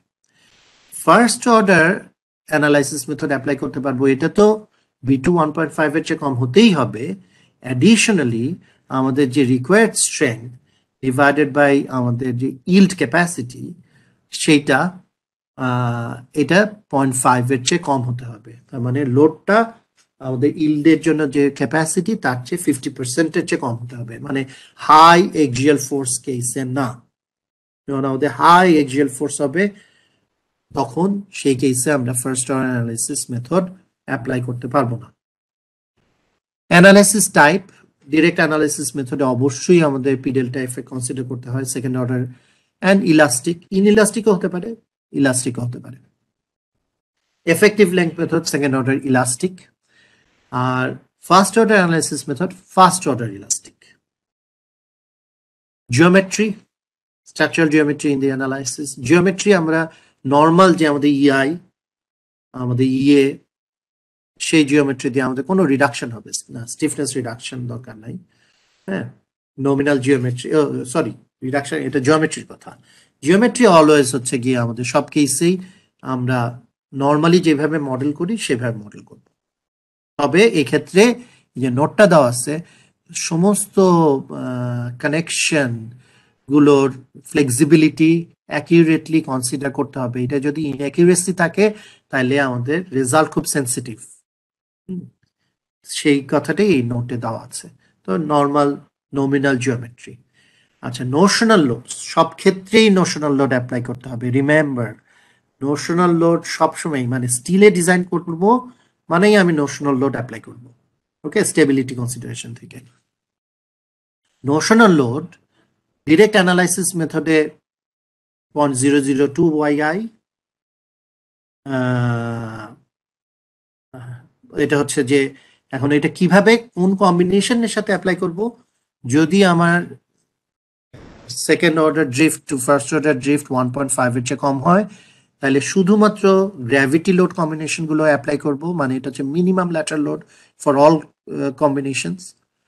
আর যদি এই রেশিওটা 1.5 এর চেয়ে বেশি হয় তাহলে সব লোড কম্বিনেশনে অ্যাড করে দিব, অ্যাডিটিভ হবে। এটা গ্র্যাভিটি লোড কম্বিনেশন হোক, ল্যাটারাল লোড কম্বিনেশন হোক, অ্যাড করে দেব। ওকে, এখানে আরেকটা ব্যাপার আছে, সেটা হচ্ছে যদি আমরা ফ্লেক্সারাল স্টিফনেস 20% রিডিউস করি আর ফার্দার রিডিউস করতে না চাই, না চেক করতে চাই যে ফার্দার রিডাকশন দরকার কিনা, তাহলে আমার এটা 0.002i এর জায়গায় 0.003i ওয়াই হয়ে যাবে। আচ্ছা, এফেক্টিভ লেংথ মেথডে এটা 0.002 এবং মিনিমাম শুধুমাত্র গ্র্যাভিটি লোড কম্বিনেশন গুলোতে অ্যাপ্লাই করতে হয়। আচ্ছা, এখানে কিন্তু কমপ্লিটলি ডিফারেন্ট। এটা হচ্ছে যে আমার স্টোরির যে ড্রিফট, সেই ড্রিফটের উপর, ডিজাইন ড্রিফট যেটা, সেই ড্রিফটের উপর ডিপেন্ড করবে। সেই ড্রিফটের ডিপেন্ড করে এটা হবে 2.y ড্রিফট ইন্টু ওয়াই। আচ্ছা, এবং এটার maximum limit almost double of the limit, মানে এখানে যে নোশনাল লোড যেটা অ্যাপ্লাই করি effective length method and direct analysis মেথডে, তার ডবল হচ্ছে গিয়ে এটার মিনিমাম নোশনাল লোড। আচ্ছা, মেম্বার স্টিফনেস রিডাকশন, আমাদের ইএলএম এবং এফওএম এ কোনো রকম স্টিফনেস রিডাকশন দরকার নাই। ডিরেক্ট অ্যানালাইসিস মেথডে স্টিফনেস রিডাকশন দরকার। সেই স্টিফনেস রিডাকশনটা হচ্ছে গিয়ে শুধুমাত্র axial stiffness and flexural stiffness এর দরকার। 20% রিডিউস করব। ফ্লেক্সারাল স্টিফনেসে আমাদের যদি এক্সিয়াল লোডটা অনেক হাই হয়, আমাদের ইল্ড যে স্ট্রেংথ, সেই ইল্ড স্ট্রেংথের যদি 50%-এর চেয়ে বেশি হয়, ইন দ্যাট কেস আমাদের ফ্লেক্সারাল স্টিফনেসটাকে আরো ফার্দার রিডিউস করা দরকার হতে পারে। এই চেকটা যদি দিতে না চাই, তাহলে আমাদের এটাকে 0.003 করতে হবে। আচ্ছা, এখন তারপরে এইগুলো থেকে আমরা পিআরএমআর রিকোয়ার্ড যে স্ট্রেংথ লোডগুলো পেয়ে যাব, সেই লোডগুলোকে আমরা মেম্বার ডিজাইন করব। টেনশনের জন্য ডিজাইন করব, কম্প্রেশনের জন্য ডিজাইন করব, ফ্লেক্সারের জন্য ডিজাইন করব, টর্শনের জন্য ডিজাইন করব, কম্বিনেশনের জন্য ডিজাইন করব, এটসেট্রা। তো এই যে ডিজাইনের যে নিয়মগুলো, সেগুলো দেওয়া আছে এআইএসসির এই চ্যাপ্টারগুলোতে, চ্যাপ্টার EFGHI, এই 5টা চ্যাপ্টারে। হ্যাঁ, এআইএসসি স্পেসিফিকেশন ফর স্টিল বিল্ডিংস, সেখানে এই 5টা চ্যাপ্টারে EFGHI, এই 5টা চ্যাপ্টারে ইয়েগুলো দেওয়া আছে, স্পেসিফিকেশনগুলো ডিজাইনের। সেটা হচ্ছে আমাদের বিএনবিসির পার্ট 6 চ্যাপ্টার 10-এর এই 5টা আর্টিকেলে দেওয়া আছে। 10.4, 10.5, 10.6, 10.7, 10.8, এই 5টা আর্টিকেলে হচ্ছে বিএনবিসিতে দেওয়া মোরলেস একই জিনিস। সো আমরা বিএনবিসি, আমাদের যেহেতু বিএনবিসি আমরা নিয়ে কথা বলছি, বিএনবিসি আমরা ফলো করব। বিএনবিসি হচ্ছে গিয়ে এআইএসসি স্পেসিফিকেশন 2005 এর উপর বেস করা। এখন এআইএসসি স্পেসিফিকেশন আমাদের লেটেস্ট বোধহয় 2016। সো এর মধ্যে কিছু চেঞ্জ আছে, তা আমরা 2005 এর বিএনবিসিটা 2005 এর উপর বেস করা। আচ্ছা, ডিএম ডিরেক্ট অ্যানালিসিস মেথড এবং এফওএম এর সুবিধা হচ্ছে ডিজাইনে আমরা কে ইজ ইকুয়াল টু 1 ধরে নিব, কে বের করার কষ্ট করব না। কিন্তু আমাদের ইএলএম এ আমাদের ডিজাইনে কেটা বের করে নিতে হবে, আইদার অ্যালাইনমেন্ট চার্ট থেকে অর ফর্মুলা দিয়ে অর আইগেন ভ্যালু অ্যানালাইসিস। এবং ফাইনালি, এটা খুব ইম্পর্টেন্ট এফওএম এর জন্য, আমরা এতক্ষণ বলা হয় নাই, আমাদের এই যে পিআরএমআর যা পেলাম ডিজাইন করে ফেলবো আমরা, কিন্তু ফার্স্ট অর্ডার অ্যানালাইসিসে এই যে পিআরএমআর যেগুলো পাচ্ছি, সেগুলোকে আবার ফার্দার মোমেন্টটাকে, শুধুমাত্র মোমেন্টটাকে, ইন্টারেস্টিং, আমাদের কিন্তু B1 B2 মেথডে এক্সিয়াল ফোর্স পিআর বের করার সময় শুধুমাত্র B2 লাগে, B1 লাগে না। কিন্তু ফার্স্ট অর্ডার মেথডে আমাদের মোমেন্টকে B1 দিয়ে অ্যাম্পলিফাই করে নিতে হবে, B1 দিয়ে অ্যাম্পলিফাই করে নিতে হবে ডিজাইনের আগে। ওকে, সো দ্যাট ইজ, এইটাও ফার্দার কনজারভেটিভ হচ্ছে এফওএম। আমরা একটু দেখি। সো এফওএম এর অ্যাডভান্টেজ হচ্ছে it is very simple, K is equal to 1 আর ইলাস্টিক অ্যানালাইসিস, ভেরি সিম্পল। যেহেতু এটা elastic analysis, superposition is valid. Okay, K is equal to 1 তো বললামই। ডিসঅ্যাডভান্টেজ হচ্ছে এই লিমিটগুলো। আমার হাই এক্সিয়াল লোড কেসে আমি ইউজ করতে পারবো না, যেখানে আমাদের PR by PY is greater than 0.5, সেখানে পারবো না ইউজ করতে। আচ্ছা, যেখানে আমাদের সেকেন্ড অর্ডার এফেক্ট অনেক বেশি হতে পারে, B2 1.5 এর চেয়ে বেশি, সেখানে আমরা ইউজ করতে পারবো না। এবং আমাদের NI কনজারভেটিভলি আমরা NI অনেক বেশি ধরা হয় ফার্স্ট অর্ডার মেথডে। স্টেপ বাই স্টেপ প্রসিজিওর যদি একটু আমরা দেখি, আমাদের ম্যাটেরিয়াল স্ট্রাকচার মডেল করতে হবে, বিল্ডিং ফ্রেমটা মডেল করতে হবে নমিনাল জিওমেট্রি দিয়ে, নমিনাল মেম্বার প্রপার্টি দিয়ে ফার্স্ট অর্ডার অ্যানালাইসিসের জন্য। মডেল করে আমাদের লোডগুলো বের করতে হবে, গ্র্যাভিটি লোড, ল্যাটারাল লোড বের করতে হবে। নোশনাল লোড আমাদের, যেহেতু সব লোড কম্বিনেশনে আমাদের নোশনাল লোড দিতে হবে, নোশনাল লোডের আমাদের নিয়মটা যদি দেখি আমরা, নোশনাল লোড হচ্ছে একটা টার্গেট ডিজাইন ড্রিফট লিমিট থাকতে হবে। মোট কথা আমাদের ডিজাইনের জন্য যে লোডগুলো দিয়ে আমরা নর্মাল ডিজাইন যখন করি, লোডগুলো দিয়ে যে সোয়েটা আসে, যে ড্রিফটটা আসে, ইন্ডাস্ট্রি ড্রিফটটা আসে, সেই ড্রিফটটা হচ্ছে গিয়ে আমাদের নোশনাল লোডের টার্গেট ড্রিফট। ওকে, সেই নোশনাল লোডের টার্গেট ড্রিফট আলটিমেটলি আমাদের এইটা করে আবার ইটারেটিভলি চেক করতে হবে ড্রিফটের থেকে খুব বেশি কিনা। নোশনাল লোডটা আমরা যে ড্রিফটের জন্য ধরলাম, আমাদের ক্যালকুলেশন করে আমাদের যে ড্রিফট আসলো দ্যাট ইজ মানে আমরা কম ধরলাম কিনা সেটা চেক করতে হবে। হ্যাঁ, আচ্ছা,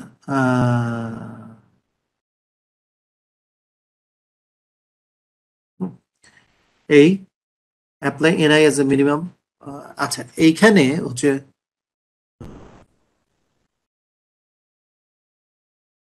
এখানে ওই আগের মতোই ডিরেক্ট অ্যানালাইসিস মেথডের মতো, আমাদের যদি B2 লেস দ্যান 1.5 হয়, delta second order drift by first order drift যদি লেস দ্যান 1.5 হয়, সেক্ষেত্রে আমরা শুধু গ্র্যাভিটি লোড কম্বিনেশনে অ্যাপ্লাই করব, আর নতবা সব লোড কম্বিনেশনে অ্যাপ্লাই করব, যেটা নর্মালি সব লোড কম্বিনেশনে অ্যাপ্লাই করে ফেলা হয়। জেনারেল স্ট্রাকচার অ্যানালিসিস, এখানে হচ্ছে যে নোশনাল লোডটা যদি ফ্লোরগুলো ডিস্টিংক্ট না থাকে, তখন কলাম টপে অ্যাপ্লাই করা হয়। ফার্স্ট অর্ডার অ্যানালাইসিস করব আমরা, এবং আমাদের ফার্স্টে দেখে নিতে হবে নোশনাল লোড অ্যাপ্লাই ছাড়াই আমাদের যে ড্রিফট লিমিট আমরা নোশনাল লোডের ডেল্টা যেটা ধরছি তার থেকে কম হচ্ছে কিনা। তার থেকে বেশি হলে আমাদের নোশনাল লোডের ক্যালকুলেশন বদলা যাবে। এই জন্য নোশনাল লোড ক্যালকুলেট করার আগে আমরা নোশনাল লোড যে ড্রিফটটা ধরতে চাচ্ছি চেক করে নিতে হবে আমাদের নোশনাল লোড ছাড়াই সেই ড্রিফট এক্সিড করে যায় কিনা। আচ্ছা, এবং আমাদের ফার্দার চেক করতে হবে যে এই alpha PR by PY, alpha 1.6 ASDর জন্য এইটা আমাদের 0.5 এর চেয়ে কম কিনা। একটু ভুল আছে এখানে, এখানে PY লিখলে এখানে আর PY হবে না। ওকে, এটা আমি কারেক্ট করব। আচ্ছা, দুইটা চেক, একটা হচ্ছে B2 1.5 এর নিচে কিনা, এন্ড PR বাই PY হচ্ছে 0.5 এর নিচে কিনা।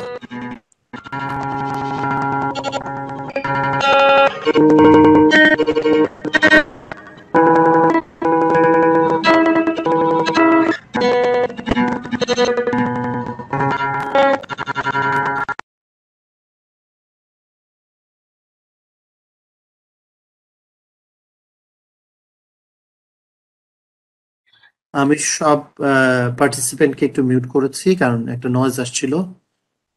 Bothik, can you hear me? Yeah, I also muted everyone. And, Okay, thank you. Good. So, এবং লাস্টে গিয়ে যেটা করতে হবে, যে B1 দিয়ে মোমেন্টগুলোকে অ্যাম্পলিফাই করে নিতে হবে ডিজাইনের জন্য, তারপরে ডিজাইন করতে হবে। ডিজাইনে আমাদের K=1. So that is the method. এবং আমাদের লিমিটগুলো চেক করতে হবে এই পি ডেল্টা এফেক্টের ম্যাক্সিমাম লিমিট নিয়ে লাস্টে আমরা ডিসকাস করব আজকে। তো আমরা যদি একটা এক্সাম্পল দেখি, গতকালকে 3টা এক্সাম্পলের মধ্যে যেটা সেকেন্ড এক্সাম্পল ছিল ব্রেসড ফ্রেমের যে এক্সাম্পল ছিল সেটা একটু দেখি, আমরা রিপিট করি।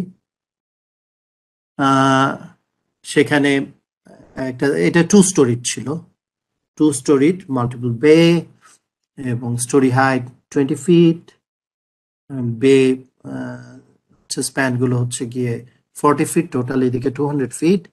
রুফে আলাদাভাবে লোড ডিফাইন্ড ছিল, ফ্লোর লেভেলে ছিল, এবং ব্রেসিং টেনশন রড গুলো ছিল A36 স্টিলের, আর অন্য মেম্বার গুলা A992 স্টিলের। এখানে আমি সবকিছুর মধ্যে যাব না, যেটা যেটা আমাদের দরকার লোড কম্বিনেশনে বেস্ট ওয়ে FOM যদি ইউজই করতে হয়, ইজিলি ইউজ করতে হয় without further checking of second order drift to first order drift, best way is to add all the combinations with an additive notional load. So a notional load add করে দিব। এখন notional load আমাদের কত হবে, সেটা হচ্ছে যে আমাদের ফার্স্ট অর্ডার অ্যানালাইসিস থেকে যে ড্রিফট পাবো সেই ড্রিফটের মধ্যে যে ম্যাক্সিমাম ড্রিফট সেই ড্রিফটটা নিব, সেই ড্রিফট নিব বা তাকে আরেকটু তার থেকে বেশি করে নিব, কারণ নোশনাল লোড অ্যাপ্লাই করার পরে আমাদের ড্রিফট ফার্দার আরেকটু ইনক্রিজ করতে পারে। সো আমাদের ম্যাক্সিমাম যে ড্রিফট অর তার থেকে একটু বেশি ড্রিফট আমরা এই ডেল্টা হিসাবে নিব। সো ডেল্টা বাই এল আমরা ক্যালকুলেট করব, সেটাকে আমাদের এই ওয়াই হচ্ছে কম্বিনেশন করে, এখানে আমাদের এসডি কম্বিনেশন দেখাচ্ছি, কম্বিনেশন করে তাকে এই 2.1 ইন্টু ডেল্টা এল দিয়ে মাল্টিপ্লাই করব। ওকে, সেটা হবে এনআই। তারপর এই মিনিমাম নোশনাল লোডের সাথে কম্পেয়ার করব। So let's do that. NI আমাদের এত হবে। সো আমরা normally direct analysis method or second order analysis মেথডে কত করি 0.002 আই, এখানে কিন্তু 0.0036 মতো 357 ওয়াইআই চলে আসছে। ওকে, তার মানে অনেক বেশি নোশনাল লোড অ্যাপ্লাই করি আমরা ফার্স্ট অর্ডার অ্যানালাইসিস মেথডে ফর দিস পার্টিকুলার কেস। এমনিতেও প্রত্যেক সময় বেশি হবে ডিরেক্ট অ্যানালাইসিস মেথড আর সেকেন্ড অর্ডার অ্যানালাইসিস মেথডের চেয়ে। লিমিটটা কত, লিমিটটা হচ্ছে দিস 0.0042 ওয়াইআই। এসডিতে এই লিমিটটা 0.0042 হচ্ছে গিয়ে আলটিমেট লিমিট স্টেটের, এলআরএফডিতে। এসডিতে আসলে এই ফ্যাক্টরটা হচ্ছে 0.0042 ডিভাইডেড বাই 1.6। সো অ্যাকচুয়ালিতে এসডিতে এই ফ্যাক্টরটা ইজ অলওয়েজ 0.00263 ওয়াইআই। সো এটা this is the minimum. So এইটা থেকে এটা বেশি আছে, so this will govern. So আমাদের নোশনাল লোড হবে এত। তো নোশনাল লোড আমাদের different load case, say dead load plus live load, রুফের জন্য, ফ্লোরের জন্য। সো ডিফারেন্ট লোড কেসে ফর এক্সাম্পল রুফের জন্য যেটা পাওয়া যাচ্ছে সেইটাই আমাদের হচ্ছে গিয়ে আমাদের 0.00357 ইন্টু 1.6 চেক। আমি হয়তো একটু ভুল ইনফরমেশন দিচ্ছি, আমি আবার একটু চেক করে নিয়ে বলি।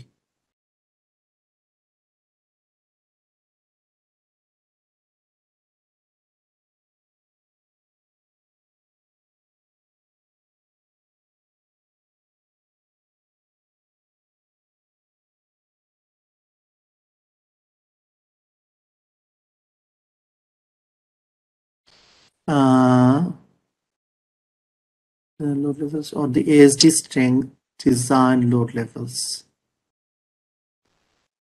আচ্ছা, এখানে those should be applied.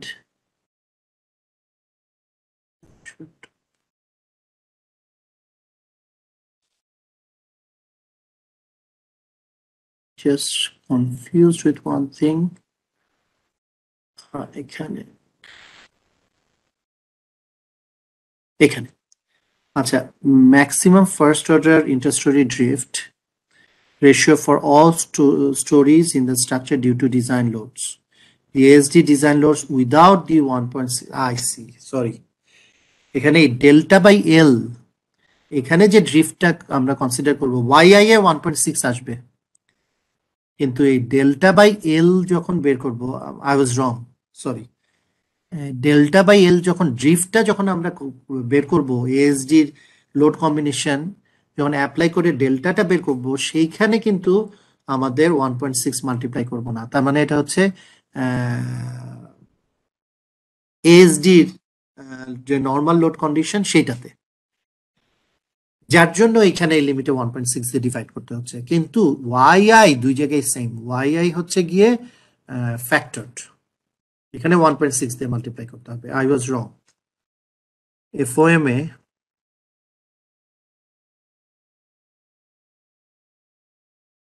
Sorry, এই যে ডেল্টাটা যা বের করা হচ্ছে, এই ডেল্টাটা বের করার সময় যখন আমরা যে লোডটা দিব সেটা হচ্ছে simply D plus D D plus L unfactored ASD load combination. কিন্তু once after calculating delta by L, তারপর যখন ওয়াইআই ক্যালকুলেশন করব, সেখানে আমাদের এই ওয়াইআই ক্যালকুলেশনে কিন্তু এএসডি তে 1.6 দিয়ে মাল্টিপ্লাই করতে হবে। সো আই ওয়াজ রং, সে এখানে ওয়াই 1.6 দিয়ে মাল্টিপ্লাই করতে হবে। নোশনাল লোড এইভাবে আমাদের রুফে ফ্লোর লেভেলেও যতগুলো ফ্লোর থাকবে প্রত্যেকটা ফ্লোরের জন্য আমাদের বের করতে হবে, প্রত্যেকটা কম্বিনেশনের জন্য বের করতে হবে। আচ্ছা, এইখানে আমাদের চেকটা চেকটা হচ্ছে যে আমাদের বিটুর চেক। বিটুর চেক হচ্ছে গিয়ে এখানে আমাদের যেটা খুব বেশি ডিফিকাল্ট না, যদিও আমাদের B two is equivalent to second order drift to first order drift. Question আসতে পারে আমরা সেকেন্ড অর্ডার অ্যানালিসিস করবোই না, কিভাবে সেকেন্ড অর্ডার ড্রিফট পাবো? আমাদের সেকেন্ড অর্ডার ড্রিফটের দরকার নেই, আমরা বি2 দিয়ে চেক করব। বি2 ডেফিনিশন হচ্ছে এটা, এটা হচ্ছে গিয়ে আমাদের টোটাল যে non sway case, no translation case, say যে টোটাল যে গ্র্যাভিটি লোডটা আসবে ডিভাইডেড বাই সেটা হচ্ছে আমাদের বাকলিং যে লোডের যে ক্যাপাসিটি, সেই ক্যাপাসিটির তুলনায় কতখানি, এটার উপর ডিপেন্ড করে। সো আমাদের টোটাল গ্র্যাভিটি লোড বের করা তো কোনো ঝামেলার কিছু না, টোটাল গ্র্যাভিটি লোড আমরা বের করব, আর হচ্ছে এএসডি তে এখানে 1.6 দিয়ে মাল্টিপ্লাই করব। এইটা হচ্ছে পি2 এর জন্য দুইটা ফর্মুলা আছে, একটা ফর্মুলা হচ্ছে যে ইয়ে দিয়ে মোমেন্ট ফ্রেমের জন্য কে দিয়ে ফর্মুলা, আর অন্য ফর্মুলা হচ্ছে এটা, এটা হচ্ছে যে পরের এআইএসসি স্পেসিফিকেশন 2010 বা 2016 এ এটা মোমেন্ট ফ্রেমের জন্য অ্যাপ্লিকেবল। সো এখানে মোমেন্ট ফ্রেমের জন্য আরএম শুধুমাত্র হয় 0.85, আদারওয়াইজ ব্রেস ফ্রেমে আরএম বিকামস 1, আর কম্বিনেশনে it is something in between. Okay, so এই এই যে ক্যাপাসিটি, এটা হচ্ছে গিয়ে আমাদের সামেশন এইচ হচ্ছে টোটাল যে স্টোরি শেয়ার, যেটা total story shear into length of the story divided by drift, ওই স্টোরিতে যে ড্রিফট আমি পাচ্ছি ফার্স্ট অর্ডার অ্যানালিসিস থেকে, ওই স্টোরিতে যে ড্রিফট পাচ্ছি। সো এই প্যারামিটার গুলো থেকে আমরা P2 পেয়ে যাই। So once we get P2 and the total gravity load, we can calculate B2. So আমরা B2 calculate করলে if it is less than 1.5, there is no problem applying FOM. So FOM আমরা apply করতে পারি। So এটা চেকটা আমরা দেখে নিলাম। বোথ, ওইটা হচ্ছে ফ্লোর লেভেলের চেক ছিল, আমার সব লেভেলেই এটা স্যাটিসফাই করতে হবে। সো ফ্লোর লেভেলের চেক ছিল, রুফ লেভেলের চেক, সব লেভেলে যদি স্যাটিসফাই করে অনলি ইন দ্যাট কেস আমাদের এফওএম এর অ্যাপ্লিকেশনটা ভ্যালিড হবে, আদারওয়াইজ আমাদের ডিরেক্ট অ্যানালাইসিস মেথডে চলে যেতে হবে। আচ্ছা, সো আমি এরপরে তো ডিজাইন, এর আগে যে ডিজাইন এক্সাম্পল গুলো দেখালাম সেরকম বা আরো কমপ্লিকেটেড ডিজাইন হতে পারে, ডিজাইন তো আলাদা ইস্যু। তো আমি জাস্ট দেখালাম এফওএম এর ক্ষেত্রে আমাদের সুবিধাটা হচ্ছে যে কে ইজ ইকুয়াল টু 1, আর একটা সুবিধা just simple first order analysis. আমাদের যে একটাই যেটা ব্যাপার সেটা হচ্ছে নোশনাল লোডটা অনেক বেশি ধরে নিতে হয়, এখানে কোনো স্টিফনেস রিডাকশন করতে হয় না, সেকেন্ড অর্ডার অ্যানালাইসিস করতে হয় না, এখানে কে এর ভ্যালু বের করতে হয় না। সো অনেক সুবিধা আছে, যেটা হচ্ছে যে এটা খুব কনজারভেটিভ, নোশনাল লোডটা বেশি ধরতে হয় এবং লিমিটগুলো P2 1.5 এর চেয়ে বেশি হতে পারবে না, নাম্বার 1। নাম্বার 2 হচ্ছে গিয়ে ওই PR/PY সেটা আমাদের 0.5 এর চেয়ে কম হতে হবে। সো আলটিমেটলি আমরা এখানে যে ক্যালকুলেশনের পরে আমাদের নোশনাল লোড অ্যাপ্লাই করার পরে আমরা যে প্রত্যেকটা মেম্বারে পিআর পাবো, সেই পিআর ডিভাইডেড বাই ওই মেম্বারের পিওয়াই এর রেশিওটা 50% চেয়ে কম হতে হবে। এটা আমাদের নোশনাল লোড অ্যাপ্লাই করার পরে আমরা এটা বুঝতে পারবো। সো আগে একটু জাজমেন্ট লাগবে যে আদৌ এটা হাই এক্সিয়াল ফোর্স কেস নাকি না, সেই জাজমেন্ট থেকে আমাদের সিলেক্ট করতে হবে কোন মেথডে যাব। নাও একটা প্রশ্ন কালকেও আসছিল। সো আমাদের স্টেবিলিটি অ্যানালাইসিসের যেই 3টা মেইন মেথড এআইএসসি বা বিএনবিসি সাজেস্ট করে সেই 3টা মেথড নিয়ে ডিসকাস করলাম। আবার একটু যদি আমি সামারি করি, তারপর আমি আর একটা টপিকে একটু ডিসকাস করব। সামারি করার জন্য আমি সামারি সাইটটাতে চলে যাই। এটা সো বিএনবিসি এবং এআইএসসি স্পেসিফিকেশন স্টেবিলিটি অ্যানালাইসিসের জন্য 3টা মেথড সাজেস্ট করে। But remember, stability analysis is not optional. Stability analysis is compulsory. Stability analysis করতেই হবে। এখন 3টা মেথডে যে কোনো একটা দিয়ে করতে পারি। ফার্স্ট অর্ডার মেথড দিয়ে করতে পারি, বা এফেক্টিভ লেংথ মেথড দিয়ে করতে পারি, অথবা জেনারেল ডিরেক্ট অ্যানালাইসিস মেথড দিয়ে করতে পারি। ফার্স্ট অর্ডার মেথড হচ্ছে elastic analysis and first order analysis, second order effect ধরবই না। ফার্স্ট অর্ডার মেথডে আমাদের k is equal to 1। First order মেথডে আমাদের geometry and material property normally check করি, কিন্তু আমাদের কতগুলো লিমিট চেক করতে হয়। হচ্ছে B2 আমাদের 1.5 এর মধ্যে কিনা, অ্যান্ড ইন্ডিভিজুয়াল মেম্বারের জন্য PR/PY আমাদের 50% এর নিচে কিনা। এই লিমিটের ভিতর থাকলে আমরা ফার্স্ট অর্ডার অ্যানালাইসিস করতে পারি, কিন্তু ফার্স্ট অর্ডার অ্যানালাইসিসে আমাদের যে নোশনাল লোড দিতে হবে, নোশনাল লোড আমাদের high compare to other methods. Okay, এবং এই সব কিছু করার পর ফাইনালি আমাদের ডিজাইনে k is equal to 1, and finally আমরা যে মোমেন্ট পাবো, মোমেন্টগুলোকে B1 ফ্যাক্টর দিয়ে অ্যাম্পলিফাই করে নিতে হবে। That is first order method. কিন্তু আমার যদি এই লিমিটগুলোর মধ্যে না থাকে, স্পেশালি B2 মধ্যে না থাকলে আমাদের ইএলএমও খাটবে না, আমাদের ডিরেক্ট অ্যানালাইসিস মেথডে চলে যেতে হবে। আচ্ছা, আমি যদি এতটা কনজারভেটিভ হতে না চাই, তাহলে আমি ELM effective length method use করতে পারি। এফেক্টিভ লেংথ মেথডে যেটা একটাই সুবিধা হচ্ছে গিয়ে এটা স্টিফনেস রিডিউস করতে হয় না। আদারওয়াইজ এটা সেকেন্ড অর্ডার অ্যানালাইসিস করতে হয়। আইদার ফাইনাইট এলিমেন্ট মেথডে আমি সেকেন্ড অর্ডার অ্যানালাইসিস করব, অর আমি অ্যাম্পলিফাইড ফার্স্ট অর্ডার মেথডে করব। ফার্স্ট অর্ডারের রেজাল্টগুলোকে অ্যাম্পলিফাই করব B1 B2 অ্যাম্পলিফায়ার দিয়ে। এখানে আমাদের যে নোশনাল লোডটা সেটা আমাদের শুধুমাত্র গ্র্যাভিটি লোড কন্ডিশনে আমাদের অ্যাপ্লাই করতে হয়। ওকে, এটা মিনিমাম। এবং এইটা আমাদের ডিজাইনেও আমাদের কে এফেক্টিভ ফ্যাক্টর বের করে নিয়ে ডিজাইন করতে হয়। মোস্ট জেনারেল, আমি যদি চোখ বন্ধ করে অ্যাপ্লাই করতে চাই কোন মেথড, সেটা হচ্ছে direct analysis method. This is the most general. তো এইটা আমাদের সেকেন্ড অর্ডার অ্যানালাইসিস, এবং এখানে যেটা ইউনিক সেটা হচ্ছে এখানে আমাদের স্টিফনেসকে রিডিউস করে একটা মডেল করতে হয়।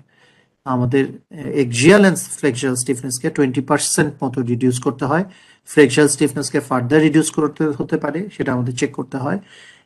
স্টিফনেস রিডিউস করতে হয়, সেকেন্ড অর্ডার অ্যানালাইসিস করতে হয়, এবং নোশনাল লোডটা একটা সার্টেন লিমিটের চেয়ে বেশি হলে আমাদের, মানে সেকেন্ড অর্ডার ড্রিফটটা সার্টেন লিমিটের চেয়ে বেশি হলে আমাদের নোশনাল লোড সব লোড কম্বিনেশনে অ্যাপ্লাই করতে হয়। কিন্তু এখানে বড় সুবিধা হচ্ছে আমাদের ডিজাইনে গিয়ে কে আমাদের বের করতে হয় না, কে ইজ ইকুয়াল টু 1 ধরে নিতে পারি। সো দ্যাটস ইট, এই 3টা মেথড। কিন্তু এদের যে কোনো একটা মেথড আমাদের স্টিল স্ট্রাকচার ডিজাইন করতে গেলে ফলো করতেই হবে, স্টেবিলিটি অ্যানালাইসিস করতেই হবে। তার মানে হচ্ছে আমাদের নোশনাল লোড যদি কোনো একটা কেউ মডেল করে নিয়ে আসে, স্টিল ডিজাইন স্ট্রাকচার ডিজাইন করছে, এবং তার মধ্যে নোশনাল লোড নাই, তার মানে সেটা হয় নাই। ওকে, সিম্পল অ্যাজ দ্যাট। এখন কালকেও একটা কোশ্চেন আসছিল, এটা this is a question for ever, সবসময় এই কোশ্চেনটা, এই স্টেবিলিটি অ্যানালাইসিসে সাইসমিক ডিজাইনের ক্ষেত্রে এটার ইমপ্লিকেশন কি, সেটা আমার জন্য শুধু কোশ্চেন না, ইভেন এটা এআইএসসির জন্য একটা বড় কোশ্চেন। এটা নিয়ে প্রচুর কাজ হচ্ছে, অনেক হয়েছে, রিসার্চ হয়েছে, অনেক রকম ডিসপিউট আছে, এআইএসসি তে অনেক কিছু ইনক্লুড করার ব্যাপারে প্রপোজাল আছে। তো এখন পর্যন্ত যেটা এআইএসসির পজিশন, সেটা হচ্ছে আমাদের এখন পর্যন্ত ডিরেক্ট অ্যানালাইসিস মেথড কনসিডার করলে বা ইএলএম কনসিডার করলে, সেকেন্ড অর্ডার এফেক্ট গুলো কনসিডার করলে আমাদের নর্মালি আমরা উইন্ড লোড যেভাবে ট্রিট করি আর্থকুয়েক লোডেও একইভাবে ট্রিট করতে পারবো। আমাদের যদিও আর্থকুয়েকের সময় আমাদের লিমিট স্টেট উইন্ড লোডের চেয়ে ডিফারেন্ট, কিন্তু স্টিল আমরা স্টেবিলিটির জন্য যে ফার্দার কোনো এফেক্ট হবে সেটা আমরা এখন পর্যন্ত অ্যাকর্ডিং টু দ্য কোড আমাদের বাড়তি কিছু ধরতে হবে না, নাম্বার ওয়ান। নাম্বার টু হচ্ছে আমাদের আর্থকুয়েক লোড ক্যালকুলেশনের সময় স্টেবিলিটির কোনো কিছু কনসিডার করতে হবে না। তার মানে হচ্ছে আমাদের স্টিফনেস রিডাকশন এইসব কনসিডার করতে হবে না আর্থকুয়েক লোড কনসিডার করার সময়। কিন্তু আমাদের কম্বিনেশন গুলোতে আমরা নর্মালি যেভাবে নোশনাল লোড অ্যাড করি সেভাবেই নোশনাল লোড অ্যাড করে আমরা অ্যানালাইসিস করতে পারবো। আমি যদি একটু পড়ি, the direct analysis method can be used along with the BNBC load combinations including the reduced seismic load effect E. reduce বলছে যে R দিয়ে ডিভাইড করি জন্য আমরা, হ্যাঁ, রেসপন্স রিডাকশন ফ্যাক্টর R দিয়ে যে ডিভাইড করি এই জন্য বলা হচ্ছে রিডিউস সাইসমিক লোড। মানে হচ্ছে যে R দিয়ে ডিভাইড না করলে কি হতো, এটা ইলাস্টিক কেসের ডিজাইনের জন্য লোড হতো। R দিয়ে রিডিউস করে ডিভাইড করে আমরা ইনইলাস্টিক কেসে যাচ্ছি, বাট ওইটার জন্য যে ফার্দার স্টেবিলিটির উপর এফেক্ট সেটা আমরা ধরার প্রয়োজন নাই। সেকেন্ড হচ্ছে the successful use of either the ELM or the DM is predicated upon satisfying all the seismic detailing requirements of the code and conforming to the prescribed drift limits. ধরে নেওয়া হচ্ছে আর্থকুয়েকের সময় যখন একদম ইনইলাস্টিক যে limit স্টেটে চলে যাবে, কলাপস প্রিভেনশন স্টেটে চলে যাবে, ওই সময় যে স্টেবিলিটির জন্য যে বাড়তি যে এফেক্ট গুলো আসবে, আনস্টেবল হয়ে যাওয়ার যে টেন্ডেন্সি বাড়তি হবে, ধরে নেওয়া হচ্ছে সেগুলো হবে না অ্যাজ লং অ্যাজ আমরা ডাকটাইল ডিটেইলিংটা প্রপারলি করি এবং আর্থকুয়েকের জন্য যে ড্রিফট লিমিট গুলো দেওয়া হচ্ছে সেই ড্রিফট লিমিটের মধ্যে থাকি, তাইলে স্টেবিলিটির জন্য ফার্দার আর কোনো কিছু কনসিডার করার দরকার নাই। Third, it is recommended in this design guide, মানে AISC design guide 28 বলা হচ্ছে, that the seismic forces whether from the ELF হচ্ছে গিয়ে equivalent lateral force method or MRSA মানে হচ্ছে modal response spectrum analysis, আমরা রেসপন্স স্পেকট্রাম করি আর equivalent lateral force মেথডে করি, ইকুইভ্যালেন্ট স্ট্যাটিক লোড যেটা, whether be determined from an analysis model based on the traditional member properties, কোনো reduction দরকার নাই, nominal member properties for steel structures and cracked member properties for concrete structures of the frame as traditionally done. So আমাদের stability অ্যানালাইসিসের জন্য earthquake consider করে আমরা equivalent static load use করি বা response spectrum analysis করি, we don't have to think anything more than আমরা usually যা করি সেটাই, ঠিক আছে। শুধুমাত্র আমরা লোড ডিএম বা লোড কম্বিনেশনে গিয়ে আমরা নোশনাল লোডটা অ্যাড করবো, দ্যাটস ইট। সেকেন্ড আর একটা বড় ইস্যু সেটা হচ্ছে যে, কিন্তু আমরা তো বলছি যে সেকেন্ড অর্ডারের কি বলি স্টেবিলিটির কোনো এফেক্ট আমাদের আর্থকুয়েক অ্যানালাইসিসে ওইভাবে আসবে না, আমরা নর্মালি এটা কনসিডার করতে পারবো। কিন্তু আমাদের আর্থকুয়েকের যে এএসসি 7 বা বিএনবিসিতেও, বিএনবিসি পার্ট 6 চ্যাপ্টার 2-তে যেখানে সাইসমিক লোডের ব্যাপার আছে, সেখানে একটা কন্ডিশন দেওয়া আছে, সেটা that is related to P large delta effect related. বলা হচ্ছে যে পি লার্জ ডেল্টা এফেক্টটা একটা সার্টেন লিমিট পর্যন্ত এটা কনসিডার করার প্রয়োজন নাই। আবার এটার একটা ম্যাক্সিমাম লিমিট আছে, যে এইটা যদি এই লিমিটের চেয়ে বেশি হয় তাহলে আমি বেশি রাখতে পারবো না, আমার ডিজাইন মডিফাই করতে হবে। I have to make up my design more stiffer. আমাকে এই লিমিট ক্রস করতে পারবোই না। আমি ডিরেক্ট মেথড অ্যাপ্লাই করি, যেই মেথডই অ্যাপ্লাই করি না কেন, I cannot cross that limit. So এই চেকটা দিতে হবে। সো আমাদের যে মেথডেই আমরা স্টেবিলিটি অ্যানালাইসিস করি, আলটিমেটলি ফাইনালি এসে এই চেকটা দিতে হবে আমাদের। আচ্ছা, এবং আরো কিছু কথা আছে, বলছি। প্রথমে ওই লিমিটটা কি? এই লিমিটটা, এইটা একটা স্টেবিলিটি কোএফিশিয়েন্ট ডিফাইন করা হচ্ছে থিটা। থিটা এটা হচ্ছে পিএক্স হচ্ছে যে আমাদের আর্থকুয়েকের লোডের জন্য যত এক্সিয়াল ভার্টিক্যাল লোড আসবে, সেই মানে এটা হচ্ছে যে কি বলে সাইসমিক ডেড লোড। আর্থকুয়েক লোডে যত ভার্টিক্যাল লোড আমরা কনসিডার করব, ডেল্টা হচ্ছে স্টোরি ড্রিফট, ভিএক্স হচ্ছে storey shear only from earthquake load. Seismic shear যেটা আসবে, স্টোরি শিয়ার যেটা আসবে, সেটা আর্থকুয়েক লোড থেকে যে স্টোরি শিয়ার আসবে, ভিএক্স হচ্ছে শুধুমাত্র সেটা। এইচএসএক্স হচ্ছে গিয়ে আমার স্টোরি হাইট, সিডি হচ্ছে যে আমাদের deflection, deformation magnification amplification factor, deformation amplification factor CD, যেটা ইনইলাস্টিক অ্যানালাইসিসের জন্য আমাদের যেটা হবে বের হবে, এটা ডিপেন্ড করবে স্ট্রাকচারাল সিস্টেমের উপর, এটা দিয়ে ডিভাইড করব। সো এই প্যারামিটার গুলো থেকে আমরা যেটা পাবো থিটা, স্টেবিলিটি কোএফিশিয়েন্ট। নাও বলা হচ্ছে থিটা যদি লেস দেন 0.1 হয়, তাহলে আমরা পি লার্জ ডেল্টা এফেক্ট আমরা ইগনোর করতে পারবো। তো আমরা স্টেবিলিটি অ্যানালাইসিসে স্টিল স্ট্রাকচারে আমাদের এইটার এফেক্টটা নাই, কারণ what ever be the case আমরা ইয়ে করব, যে কোনো একটা মেথড, ফার্স্ট অর্ডার মেথড হোক, এইটা যদি হয় তাহলে আমরা ফার্স্ট অর্ডার মেথডে ইজিলি অ্যাপ্লাই করতে পারবো। আর আমরা যদি আমরা সেকেন্ড অর্ডার মেথড বা ডিরেক্ট অ্যানালাইসিস মেথডে যাই, আমরা সব ধরনের সেকেন্ড অর্ডার এফেক্টসই কনসিডার করব। কিন্তু এখানে যেটা বলা হচ্ছে থিটার ভ্যালু ম্যাক্সিমাম এটার বেশি হতে পারবে না, ওয়ার বিটা একটা কোএফিশিয়েন্ট, যেটা কোডেই বলা হচ্ছে যে beta is equal to can be considered as 1, basically 0.5 by CD. 0.5 by CD, সিডির ভ্যালু তো ডিফারেন্ট হবে ডিফারেন্ট স্ট্রাকচারাল সিস্টেমের জন্য, এটা 0.25 এর চেয়ে বেশি হতে পারবে না। So theta max can never be more than this, এই যে থিটাটা।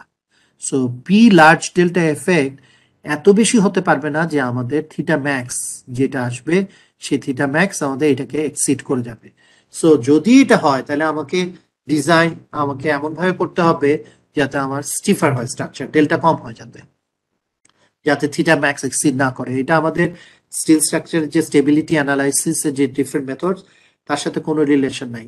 আমি যদি এইটা ক্রস করে যায় আমাদের আর্থকুয়েক লোডের জন্য, আমাকে স্টিফ করতেই হবে, সিস্টেম স্টিফ করে নিয়ে এটা লিমিটের মধ্যে থাকতে হবে।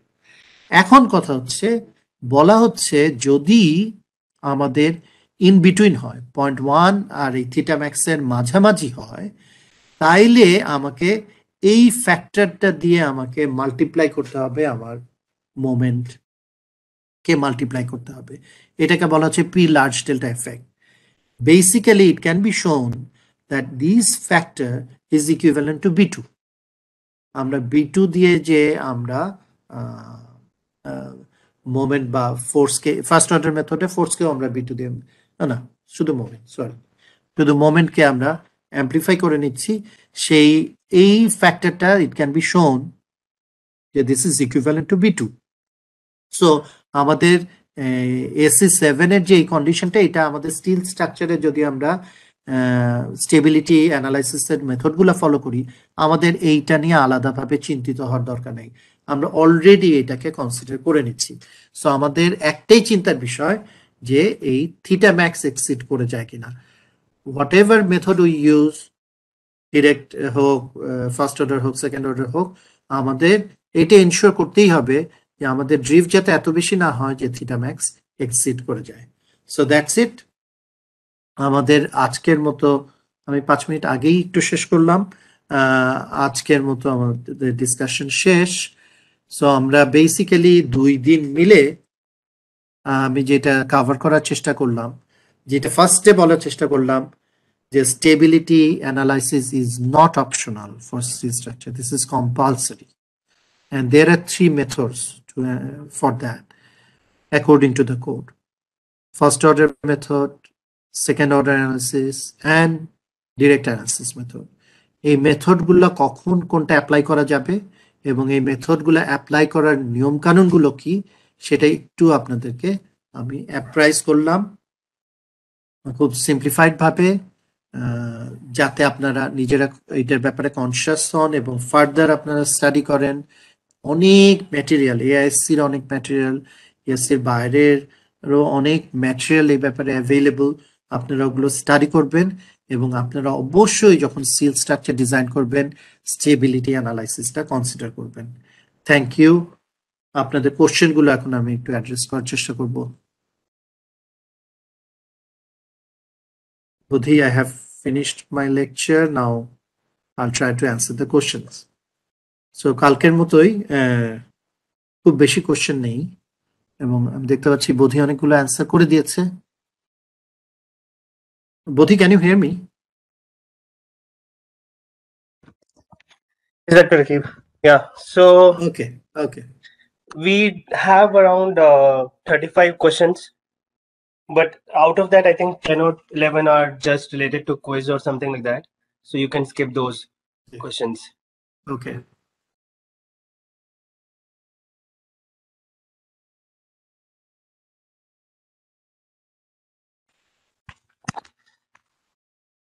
So one thing that I want to like notify about the quiz, like yesterday's quiz had some typos.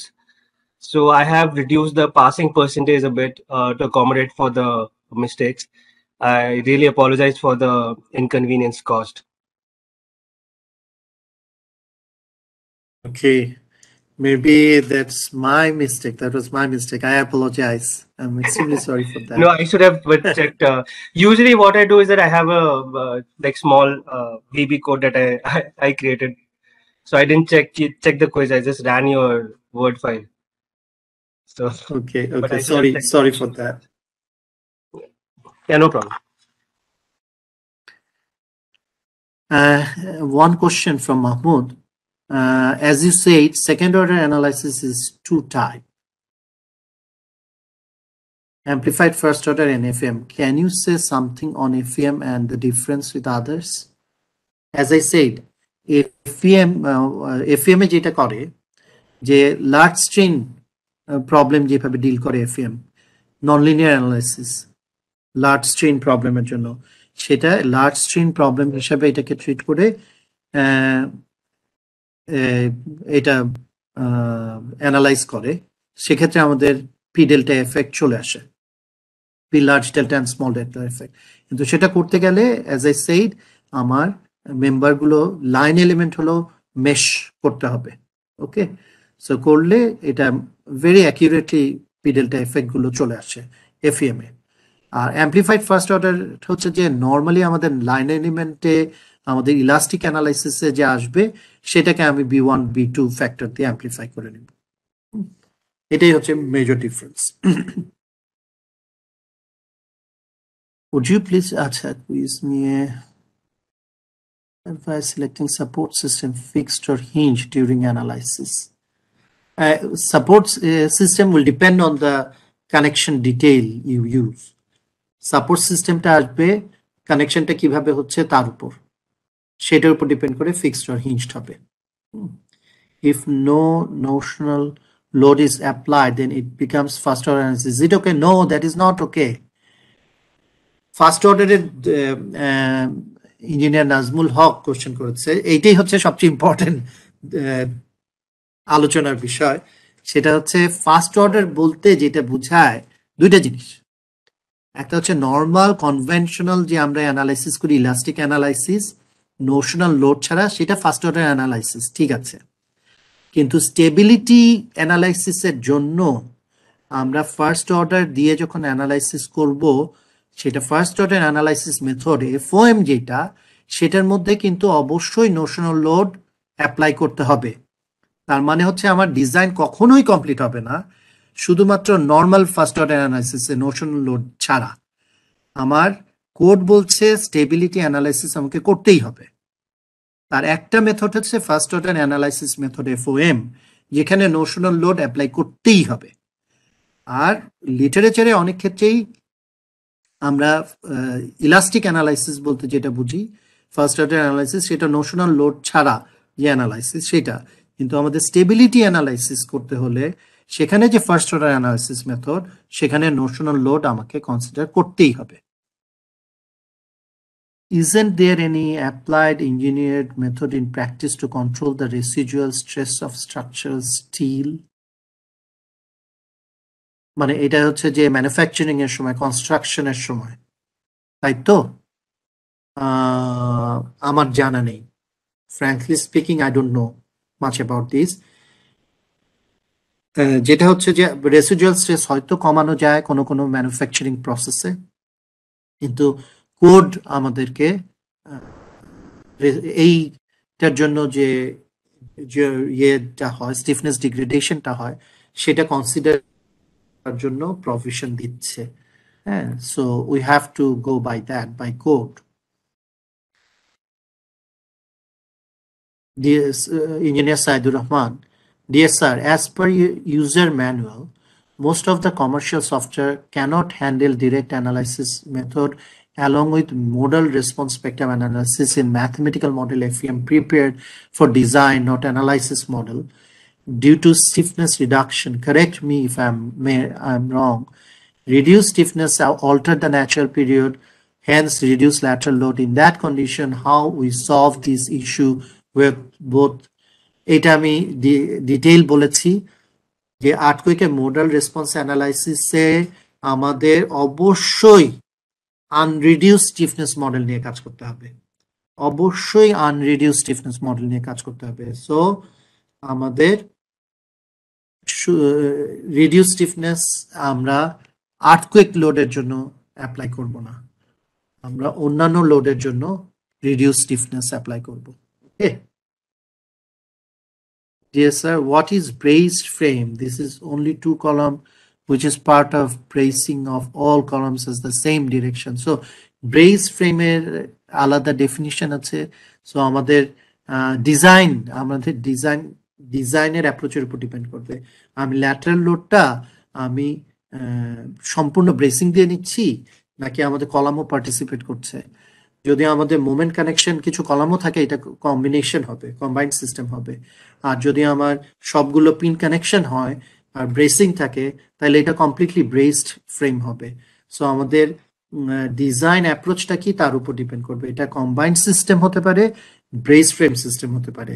আমি যদি সব পিন কানেক্টেড কলাম ইউজ করি আর ব্রেসি, তার মানে আমার ল্যাটারাল লোডটা কমপ্লিটলি ব্রেসিং এটাকে ইয়ে করবে, সাপোর্ট করবে। So in that case, this is brace frame. How can we calculate first order drift and second order drift? P delta effect consider করে যে ড্রিফটটা আসবে সেটা হচ্ছে গিয়ে সেকেন্ড অর্ডার ড্রিফট, ওটা কনসিডার না করে যে ড্রিফটটা আসবে সেটা হচ্ছে ফার্স্ট অর্ডার ড্রিফট। কিন্তু এখানে আরো কথা বলি, অ্যাপারেন্টলি মনে হতে পারে B2, which is second order drift to first order drift ratio, সেটা ক্যালকুলেট করতে আমার পি ডেল্টা এফেক্ট কনসিডার করে করতে হবে, নট নেসেসারিলি। আমরা লাস্ট এক্সাম্পল দেখলাম B2 আমাদের অন্য ফর্মুলা আছে যেটা দিয়ে আমরা B2 ক্যালকুলেট করে ফেলতে পারি, যেটা approximately second order drift to first order drift কত হবে সেটা বোঝা যায়। P delta effect second order analysis না করেও B2 বের করা যায়। What is the serviceability limit of steel building for wind? Serviceability limit আমাদের যে নর্মাল যে সার্ভিসিবিলিটি লিমিট বিল্ডিং কোডে দেওয়া আছে সবকিছুর জন্য, যে আমাদের শুধু উইন্ডের জন্য 1/500, those are all applicable। হ্যাঁ, সেগুলো আমাদের নর্মাল যে লিমিট বিএনবিসি লিমিটগুলো অল অ্যাপ্লিকেবল। এখানে যেটা এক্সট্রা লিমিট দেওয়া হচ্ছিল সেই লিমিটটা হচ্ছে আমাদের সেকেন্ড অর্ডার অ্যানালাইসিসের ড্রিফটের জন্য কোনো লিমিট নেই কোডে। সেকেন্ড অর্ডার অ্যানালাইসিসের যে ড্রিফট এর জন্য এখানে যেটা লিমিট ইম্পোজ করা হচ্ছিল সেটা হচ্ছে from engineering judgment. Is residual stress applicable for river also? Yes. আমাদের রিভার যদি আগে থেকে বেন্ট থাকে, এই জন্য আমাদের সবসময় স্ট্রেইট রিভার ইউজ করতে হয়। বেন্ট রিভারকে আবার স্ট্রেইট করে নিয়ে, রিবেন্ট করে নিয়ে সেটাকে আমরা লঙ্গিটিউডিনাল ফোর্স ক্যারি করার জন্য কখনোই করা হয় না, সাজেস্ট করা হয় না। সো রিভারও যদি একবার বেন্ট হয়ে যায়, তখন এটাকে আবার স্ট্রেইটেন করলে তার ভিতর রেসিডুয়াল স্ট্রেস থাকে। সো বেন্ট রিভার কখনো ইউজ করা উচিত না। Can you oh sorry, I didn't notice, আমি কোনো ব্রেক দিইনি আজকে। Compact sections are not economic in most of the cases. Is it safe to use slender section with stiffener? Is there any limitation of using slender section in high seismic region? High seismic রিজিয়নের জন্য যেসব condition, সেগুলো আলাদাভাবে আছে। আমার মনে হয় আমানত স্যার এটা ডিটেইল কভার করেছেন। সাইসমিক রিজিয়নে জন্য কম্প্যাক্ট সেকশন ইউজ করাটা করতে হবে। এটা আমানত স্যার সাইসমিক যেই কনসিডারেশনগুলো সেগুলো বলেছেন ওনার লেকচারে। সেকেন্ডলি, ইয়েস, কম্প্যাক্ট সেকশন অনেক ক্ষেত্রেই হচ্ছে নট ইকোনমিক্যাল। স্লেন্ডার সেকশন আমরা ইউজ করতে পারি।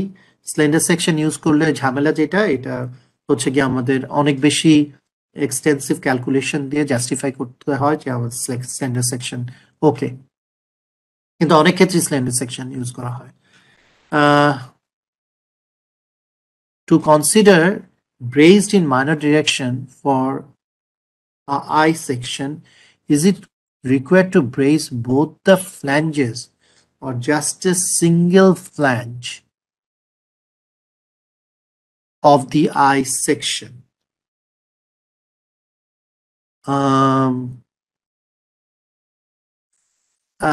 ব্রেস তো ফ্ল্যাঞ্জের সাথে হয় না, ব্রেসটা তো গাসেট প্লেট দিয়ে হয়, রাইট? সো কোশ্চেনটা আমি ঠিক ধরতে পারলাম না। আমার ব্রেসিংটা গাসেট প্লেট দিয়ে হবে, সো কানেকশন ডিটেইল সেইভাবে করতে হবে। Sir, can you explain first order drift and second order drift again? আমি একটু আগে বললাম, ফার্স্ট অর্ডার ড্রিফট হচ্ছে পি ডেল্টা এফেক্ট কনসিডার না করে যে ড্রিফট। সেকেন্ড অর্ডার ড্রিফট হচ্ছে পি ডেল্টা এফেক্ট কনসিডার করে যে drift. So during drift check against wind and earthquake, should we consider modeling of short column and great beam? If yes or no, why? অবশ্যই আমাদের short column and great beam আমাদের appropriately model করতে হবে, নয়তোবা আমাদের for example great বিম যদি আমি model না করি, আমার আনব্রেসড লেন্থ তো অনেক বেশি হবে, তাই না? সো গ্রেট বিম আমাদের মডেল করতে হবে। In question 4, two options, I'm extremely sorry. It was my lapse that quiz question correct ছিল না। Actually আমার প্রেজেন্টেশন প্রিপেয়ার করতে করতে এত দেরি হয়ে যায়, তারপর কুইজের কোশ্চেন করার সময় এত হারি করতে হয় যে আমি ভুল করে ফেলি। এটা this is my mistake, I am extremely sorry, I apologize. Sir, is it required to check stability index for steel design in direct analysis? To check stability index for steel design? Yes. সেটাই আমি বললাম যে stability index একটা maximum লিমিটের মধ্যে আমাকে রাখতেই হবে, whatever be the case. So এটা আমাদের চেক করতে হবে, to check P large delta effect. There is a practice in our country to use flange brace. এটার কোশ্চেন আসছে, এটা আমাকে একটু জানতে হবে, দেখতে হবে, আমি রেডিলি এখন অ্যান্সার করতে পারছি না। It is considered that it reduces this is something different. Okay, এইবার আমি বুঝতে পারলাম, নাও আই আন্ডারস্ট্যান্ড। বিমের ক্ষেত্রে, আমি কলামের ক্ষেত্রে মনে করছিলাম, বিমের ক্ষেত্রে ফ্ল্যাঞ্জে ব্রেসিং দেওয়া হয়। That's right. যেটা হচ্ছে পার্লিনের ক্ষেত্রেও, তো পার্লিন তো আসলে ফ্ল্যাঞ্জের উপরই কানেক্ট করে, একটা ফ্ল্যাঞ্জে কানেক্ট করে, এবং পার্লিনের ক্ষেত্রে যেহেতু আমরা ধরতে পারি যে সেটা ব্রেসিং করে, সেক্ষেত্রে আমাদের flange brace can be considered as bracing. সেটা হচ্ছে ইয়ের ব্রেসিং না, ল্যাটারাল লোড না, আমি এই জন্য কনফিউজ করছিলাম ব্রেস অ্যান্ড ব্রেসিং হ্যাঁ একটু ডিফারেন্স আছে, যেটা হচ্ছে ল্যাটারাল লোড ক্যারি করবে যে ব্রেসিং, সেটা তো অবশ্যই কলামের সাথে গাছের প্লেট দিয়ে। আর এখানে বলা হচ্ছে বিমে যে আনব্রেসড লেংথটাকে কমানোর জন্য যে ব্রেসিং ইউজ করা হচ্ছে, সেটা definitely flange brace can be used as bracing to reduce the unbraced length of beam. That is okay, yes sir. Between ELM, DA and FOM which method we should use and why? এটা তো depend করবে, এখানে judgement apply করতে হবে। এটা experience থেকে এই জাজমেন্টগুলো আসবে। যখন আমাদের এক্সেসিভ ভার্টিক্যাল লোড সিচুয়েশন থাকবে, অলওয়েজ ডিরেক্ট অ্যানালিসিস মেথডে চলে যাওয়া বেটার। আর যখন আমাদের এক্সেসিভ ভার্টিক্যাল লোড কেস থাকবে না, তখন এফওএম ইজ ভেরি হ্যান্ডি। এফওএম দিয়ে খুব ইজিলি করতে পারি। আমার পার্সোনালি মনে হয় এখন ইএলএম, যদিও ইএলএম হচ্ছে গিয়ে মোস্ট ট্রেডিশনাল, কিন্তু এখন আমাদের আইদার এফওএম অর ডিএ তে চলে যাওয়া ভালো। দুইটাই কম্পিউটার অ্যাপ্লিকেশনের জন্য ইজি। সো আমরা আইদার এফওএম অর ডিএ তে চলে যেতে পারি। To calculate drift which load combination we need to consider? এক এক সময় এক এক রকম। আমাদের ফার্স্ট ডে আমাদের ইলাস্টিক লোডের ড্রিফট বের করে নিতে হয়, সেটা চেক দিতে হয়। তারপরে আমাদের সেকেন্ড অর্ডার লোড অ্যাপ্লাই করার পর সেটারও ড্রিফটের চেক আছে, ব্যাপার আছে। কিন্তু সব সময় মনে রাখতে হবে ড্রিফট হচ্ছে আনরিডিউস স্টিফনেসের চেক, রিডিউস স্টিফনেসের ড্রিফট চেক না। Is there any difference in consideration for built up tapered steel members? হ্যাঁ, বিল্ট আপ সেকশনের জন্য, টেপার্ড সেকশনের জন্য তো আছে আলাদা কনসিডারেশন। বিল্ট আপ সেকশনের জন্য কোডে, আমার সেকশন নাম্বারটা মনে নেই, আলাদাভাবে কোডে আলাদা সেকশন আছে বিল্ট আপ সেকশনের জন্য, ফর্মুলাগুলো আলাদা। In Bangladesh, we generally use built-up section instead of factory-made sections, right? In such case, will there be any change in design process? হ্যাঁ, ওখানে built-up সেকশনের জন্য আলাদা ফর্মুলা দেওয়া আছে, সেগুলো আমাদের জাস্ট ইউজ করতে হবে, নট দ্যাট ডিফারেন্ট। হ্যাঁ, এখানে বরং built-up সেকশনে আমাদের ইনস্টলেশনের ব্যাপারগুলো, ম্যানুফ্যাকচারিং এর ব্যাপারে সেখানে অনেক কিছু কেয়ারফুল হওয়ার ব্যাপার আছে। How to apply notional load in stat pro model? Please consult the user manual of stat pro, you can find there, and I believe there are many videos available on YouTube on that. Vertical load must be affected by lateral load and moment. How can remedy for heavy structure? সেটাই, ওটাই ঘটনা। Lateral লোডের জন্য এই vertical লোডের যে effect, সেটাই আমরা এই মেথডগুলো দিয়ে কনসিডার করছি। AISC makes steel structure design more complex than before. Yeah, than before, I don't know. AISC has been there for ages. So what do you mean by before? I don't know. আমার মনে হয় আমরা still structure design শুরু থেকে এআইসির কাছ থেকে শিখছি, তার আগে কিছু ছিল না। আই মিন এআইসির আগের প্রফেশন গুলো থেকে এখনকার প্রফেশন গুলো কমপ্লিকেটেড হচ্ছে, তাই তো? মেবি সেটা আরসির ক্ষেত্রেও একই কথা খাটে। Dear sir, how to apply Notion load in 3D model? হ্যাঁ, 3D মডেলেই এখন নোশন লোড তো সব 3D মডেলেই অ্যাপ্লাই করা হয়। নোশন লোড 3D মডেলে এক্স ডিরেকশনে, ওয়াই ডিরেকশনে প্রত্যেকটা ফ্লোরের জন্য ক্যালকুলেট করে আসলে আমাদের দুই ডিরেকশনে প্রত্যেকটা ফ্লোরের কলাম হেডগুলোতে আমরা যেভাবে ল্যাটারাল লোড দিই সেভাবেই অ্যাপ্লাই করা হয়। DM, ELM, FOM applicable in shed building? Yes, obviously applicable in shed building. Sir, I have a little bit problem within that is when I will apply notional load. যেটা তো বললাম, প্রত্যেকটা মেথডেই notional load apply করতে হবে, কিন্তু apply করার নিয়ম কানুনগুলো different. In most cases, why choose strong or weak axis? এখানে এক্সাম্পলে আমাদের এখানে আর্থকুয়েক সেন্সিটিভ এক্সাম্পল না, মানে এখানে হচ্ছে সে seismic zone ইয়েতে 1 or 2 তে, এই জন্য এরকম। What software is suitable for model? There are many software that are available which can model steel structure very, very effectively. You can choose any of them. For a story, I cannot name any particular one. For a story, the notional load is one single value. For a story, না এটা one single value, কিন্তু এটাকে আমরা distribute করে দিতে পারি। How will apply in floor, সেটাই আমরা প্রত্যেকটা কলামের উপর ডিস্ট্রিবিউট করে দিতে পারি। Will apply it to diaphragm or in each column. If it need to apply on column, then what will be the distribution. আমরা ফ্রেমের স্টিফনেসের প্রপোর্শনে ডিস্ট্রিবিউট করতে পারি। Sir, can you please provide general guideline for freshers to build career in steel structure design? That would be very kind of you. I don't think I'm the appropriate person for that, because I won't claim myself as an expert on steel structure design.